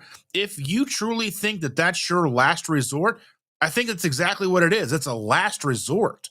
If you think you need to do that to make it through, I'm never going to judge, because that's, at the end of the day, all you can do is make your own decisions. I just think that right now we're seeing an oversimplification, overutilization of a product that we're not fully understanding what the long-term ramifications are for people who are utilizing it when they don't really need to be. That's where I'm at. So I hope you understand. I'm not trying to talk down to anybody or anything like that. I just think that it's a drug that popped on the scene and has gone from 0 to 100 very quickly. And Mary says, I grow all my own veg. I have a couple of fruit trees. We eat our garden food all summer, and then just meat and a little bit of store brought broccoli in the wintertime. Yeah, I love it.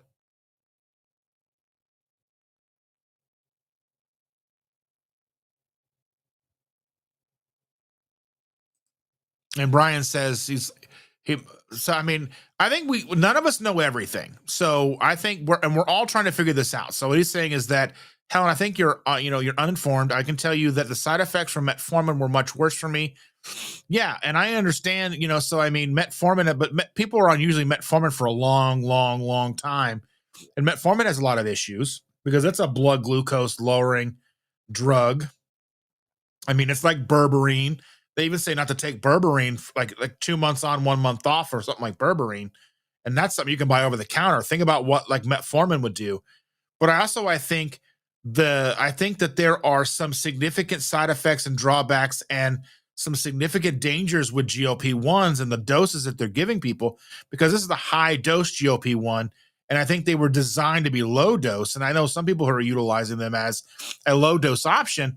And I think that when we look at the use case, Brian, I know that you have been working and struggling for a long time. So in your instance here, I think you're looking at GLP-1 as a last resort, and that's not my decision to make. And I support your decision because you are doing what you think you need to do. So I support you 100%.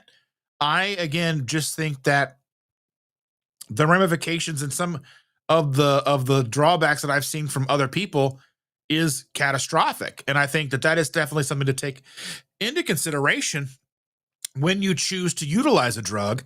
And again, as I said, as someone like you're utilizing it. This is, in your opinion, this is in your case scenario, a worst case scenario. I need this to make myself whole. Give it a try. How does it work? If you start seeing side effects, would you stop utilizing it? These are questions. And I think we're all here to learn and to provide input. None of us know everything. I don't know hardly anything. I'm just some bald, big guy with a beard here on the internet who talks for 3 hours a week on a Sunday with coffee, who I've just been in this community and I've just tried to share my opinion. And I think, none of us know enough. That's why we're here. We're trying to learn more.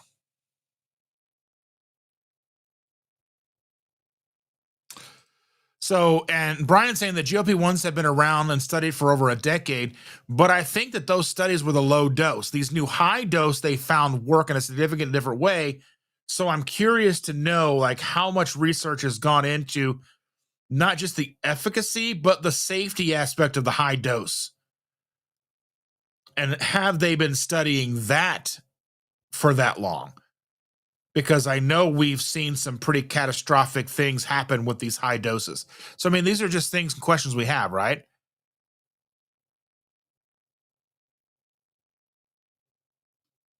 And I mean, and whether we are informed or uninformed, when we all have experience, we all have things we've seen. We've seen news reports. My wife is an ICU nurse, and so she sees and has seen the catastrophic failures that these GLP-1s can have first up close and personal. So, I think to completely ignore that, even though that might be a small percentage of the people who use it, it's still something to take into consideration when you decide to take a drug like this.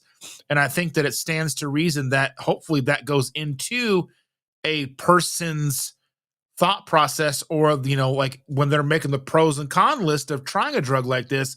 Though I don't think a lot of people out there these days are probably even warned too much about the side effects. I think what I worry about with doctors is they don't even have enough time to talk about things with you in an extended period of time. I think you get more explanation from the pharmacist about some of these drugs than you do your own doctor when they're prescribing them to you. And I'm not saying that that's your case, Brian, but I'm saying, like, I know how it is. Like, I would go pick up drugs for my grandmother when she was alive. I'd go pick up her medications, and they would be like, "Do you need to speak with a pharmacist?" And I'm like, sometimes they'd be like, "Yeah," to see what they would say. Well, this is this, and this is what you need to do. They'd open it up, pour it in their hand, and I'm like, "Let's do 2 of these by a day." And I'm like, that doesn't, okay, that's just exactly what you're just telling me what's written on the bottle. She knows when to take her medicines, you know what I mean? But like, we understand the current state of healthcare here, at least in the United States, where the average doctor visit with the doctor themselves is like 5 to 7 minutes. That's not enough time to thoroughly get someone's an understanding of what a GLP-1 is, let alone the full ramifications of what the possible side effects can be. So I think that regardless if it's been tested for a decade or more, I don't know what the study is of high dose is, or if did they just figure out that high dose did, help with weight loss, and they're like, yep, let's go. Because we've seen all the things with like fen-phen and all the things that they've tried over the years to help with weight loss. And I think that having these discussions are so very valuable because none of us know everything, and we're all grasping at straws trying to find out what works best for us that's safe. So, and again, I'm trying to scroll through these, and I'm going to miss things, and my apologies so much. And Scott says, thanks so much for getting me through my morning walk. Well, thank you so much for being there and listening with your walk with your dogs. That's so valuable. The time that we grant others is invaluable because we only have a finite amount of time. And the fact that you choose to spend that with me, listening to me while you walk with your dogs and you do your thing, that's something that I can't express as so very important and valuable, just for the fact that we don't get much time. And the fact that you choose to spend any of it with me means the world to me, and I appreciate you so very much. And Mary T says, I work with a vegetarian who knows she is sick because of it. She thinks of meat as pets and wonders out loud why she is more concerned about the cow's health than her own. Sad, but true. And that's a lot of people. I've heard this more, that people would be like, well, I know I just can't hurt, I can't hurt meat. I can't hurt animals. That's, and I think, that's just a normal part of life, I guess. We know life feeds on life, but it's weird to have the idea that, I know I have food issues and emotional eating issues, and I will be in an emotional state and willfully go and buy things I know I shouldn't. Yeah. It's just, yeah.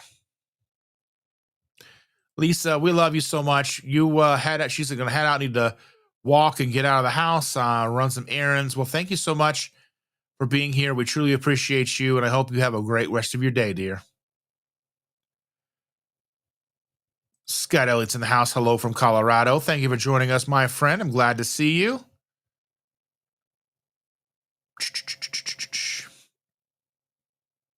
Grandma's Crochet Corner is here. Good morning. I'm glad to see you. Thank you for being here. Thank you. Thank you so much.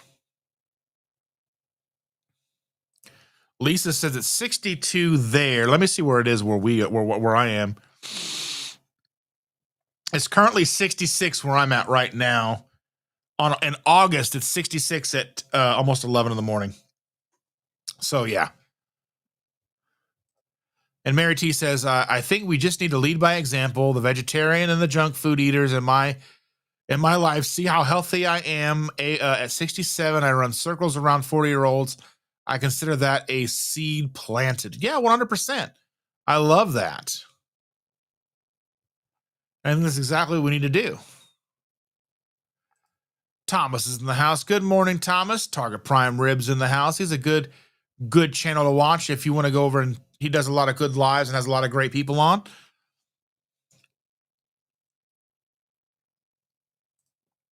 And so Helen says, I love vlogging and I'm enjoying the process of building my channel. I actually ordered myself a new set of mics, smaller, more compact, to take with me everywhere I go, so I can maybe potentially do more vlogging with my phone. So be on the lookout for that. We'll see how that goes. She's been bugging me to do it. She says I need to do it more, because I sent her a couple of videos over the week of things that I found at the grocery store, things, and because just showing what we have in America, because she's in the UK and she enjoys that. So we'll see how it goes. We'll see how it goes. I feel so awkward when I do that. Yeah. All the wonderful people are here. Bacon Baby is in the house. Good morning, Bacon Baby. Bacon Baby's another person from across the pond. She's Denmark. Am I? I don't know. I try to keep everybody straight.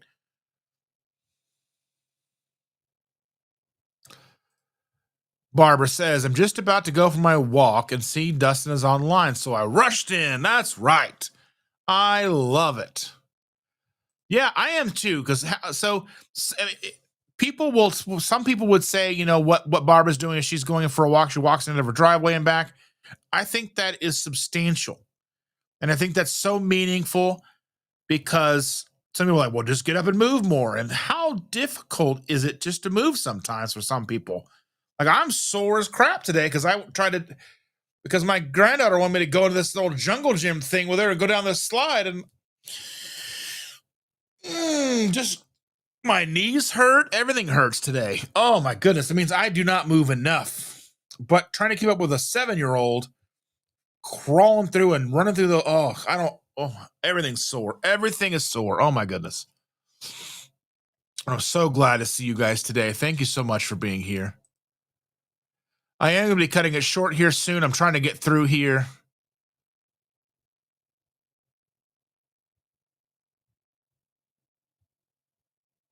Here's something. Terry Sue says, single ingredient whole food is great concept, except for the fact that carbs make you crave more food more quickly. And so hence, I think that this is again coming from like modern day stance. I think that like carbohydrates, I think in the form of like maybe potato. And I mean, and we're all different. So I think that we've gotten to the point where we conflate all carbs to be the same. And again, I think that's another controversial take. Not all carbs are equal. Like carbs from highly processed, hyper palatable foods, potato chips, macaroni and cheese, instant mashed potatoes and things like that is different from broccoli. And I mean, can you overeat those things? Sure. But do those things, like do whole food single ingredient like potato and broccoli, are they going to overwrite, satiety signaling? Maybe a little. Maybe. I mean, but then again, it's like it's up to us to find out what works best for us. And I don't think there's any blanket statement out there that can cover each of us individually. So I think that's why it's a spectrum. So I think whole food single ingredient is one end, and you've got Lion Diet on the other. I think we have to start somewhere. And again, we have to make sure that we are opening this up for everybody, because so many people are coming and are maybe curious about fixing their health and maybe coming to, a proper human diet. And they think, they're seeing people talk about carnivore, and then, they're like, well, I don't know if I can do that. And they're like, well, look at keto. Well, maybe I can't do that. Well, maybe I can do some meat and some potatoes and some carrots, and then maybe I can do that. Maybe, and I can, and we got to meet them where they are. I mean, it's not going to work for everybody. Nothing's going to work for everybody. We just got to make sure we're being true and honest. Yeah, and one of the biggest factors is knowing yourself. You just have to know who you are and what works for you because as Barbara says here, everybody is different. I can eat something that someone, else can't. Right. You know what I mean? I just feel like we can't blanket statement this stuff. And I think we're in a situation where we want to help people so bad and we want to simplify it so much that we're willing to make concessions and oversimplify, and that ends up being a negative in the long run, I think. Risa is here. Good morning, Risa. I'm so very glad to see you. And Mary T brings up Amy Berger. I love Amy. She's awesome. So she's got Keto Without the Crazy. I love her channel. Wrote a great article about staying on therapeutic diet forever just because do we need to stay strict forever or get healthy and reintroduce some whole food? And I think that's a valid question. I think that's something that's not truly asked enough in our community. I think really because we're so concerned with getting to that healthy mark that we haven't been to the healthy mark. We haven't been to goal weight. We haven't been to wherever we want to be enough to ask, well, what's next?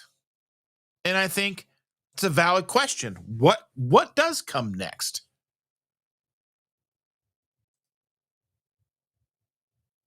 And if we do try to stay on that therapeutic, strict diet forever, how detrimental is that for us in the long run? Do we really want to end up like Rick? Quack, quack. I don't know. I jest, but you know what I mean. Trying to go through here. Reese is drinking coffee because coffee is delicious. Mary T says grocery store veggies are kind of gross. They kind of gross me out. Cauliflower tastes like chemical to me after a summer of eating them from the garden. I think that's the thing. Is like I think we've also gotten to the point now where um we don't even know what real food tastes like anymore. We don't know what food without sprays and stuff on. Like even organic has sprays on it. Even organic has organic sprays. It doesn't make it better. It's just something that's certified as organic.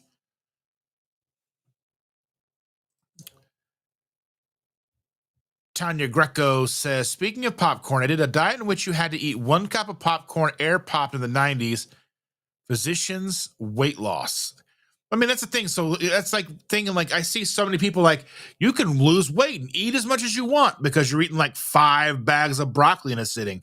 Yeah, that's like 100 calories or whatever, and a lot of food, but you're never really hitting satiety.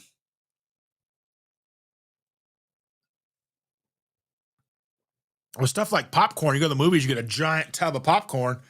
You don't stop. There's 2 reasons you stop eating the popcorn. 1, you run out, or 2, you just get tired of eating it.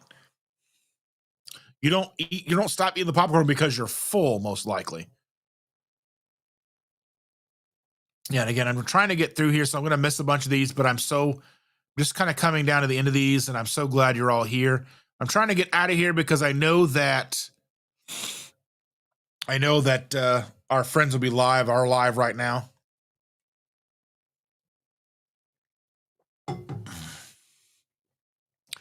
And Brian says, I think about this. How many Amish communities have the issues the rest of us, rest of the world has? They follow more along the lines of what humans have eaten for the last 200 years. Just something to think about. They eat fruits, vegetables. They eat they eat a basically single ingredient whole food diet: meat, vegetables, fruits, fat, and they're healthy. I mean, healthier than most of us, most people. They're also very active. They have a problem that they go by circadian rhythm. They're not using lights and stuff. I mean, there's a lot about them that's healthier. I mean, they're not getting vaccines. They're not getting all these things. And I'm not trying to put down vaccines, but I'm just stating that Amish people are in a situation where they're not getting the things that we are, and they seem to be fine. And that doesn't mean that we should all we're not all going to live like them. But I don't know what they put on their food. I don't know what kind of fertilizer, what kind of what kind of regenerative practices they have. I don't know any of that stuff. I just know that they live a very strict lifestyle. They don't do the vaccines. They don't do, I mean, there's things that they don't eat processed foods. I'm sure that they probably get candy from time to time. I think they even make some candy, I'm pretty sure. Amish candy. I'm sure there is cakes and cookies and stuff. So it's not that they don't go without treats. I don't know. I would really like to see like have somebody do an actual study on the Amish, and there probably is one out there, but I'm just curious, you know.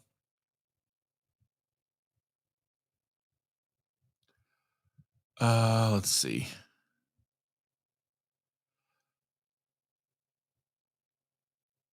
Yeah, Brian's right. I mean, we can't do testing. I mean, there's no ethical testing. Most of the testing that we get that we have, I mean, there's testing in the 40s that happened that was very not ethical. And some of that information we don't even utilize because of the way they got it, which kind of bugs me in a way because like the sacrifices that were made, unwilling sacrifices. I'm not going to mention what we're talking about here, but you know, in the 40s, there were experimentation happening on people.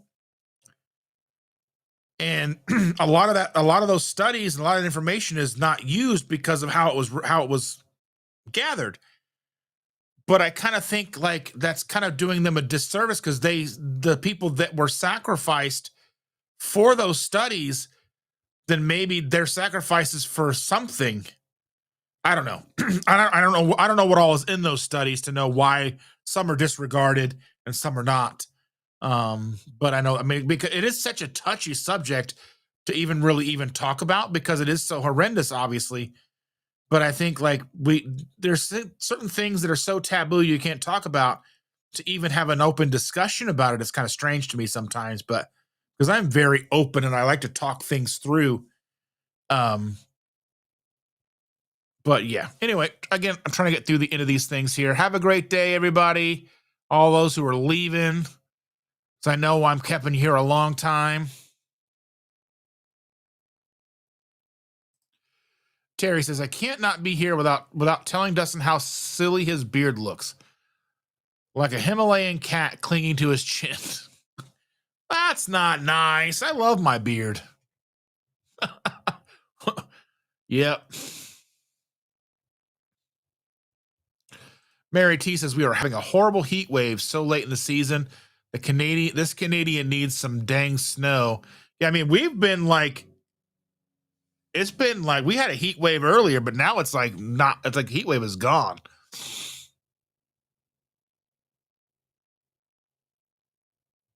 Lisa says, my husband bought me a mic. He will see if that helps. Careful with that mic. Yeah, Denmark. Okay, I was right. All right.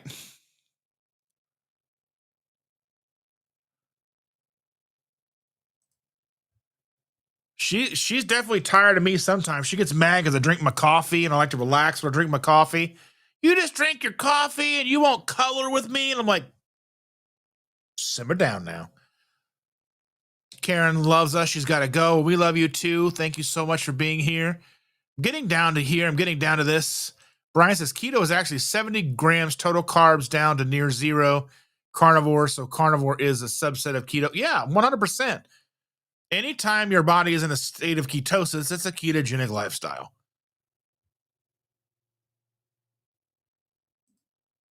Helen said, years ago, I lost 120 pounds off of just eating chips and beans every day. So I'm guessing, is that French fries and beans? Ugh, beans. I can't handle beans. Gross. Popcorn and broccoli farts. Gross. Bacon Baby is asking who is live now. That's Coach Bronson and Nat. They're live. It'll be linked to this channel. So as soon as I'm done, it should give you a pop up and you can click right over.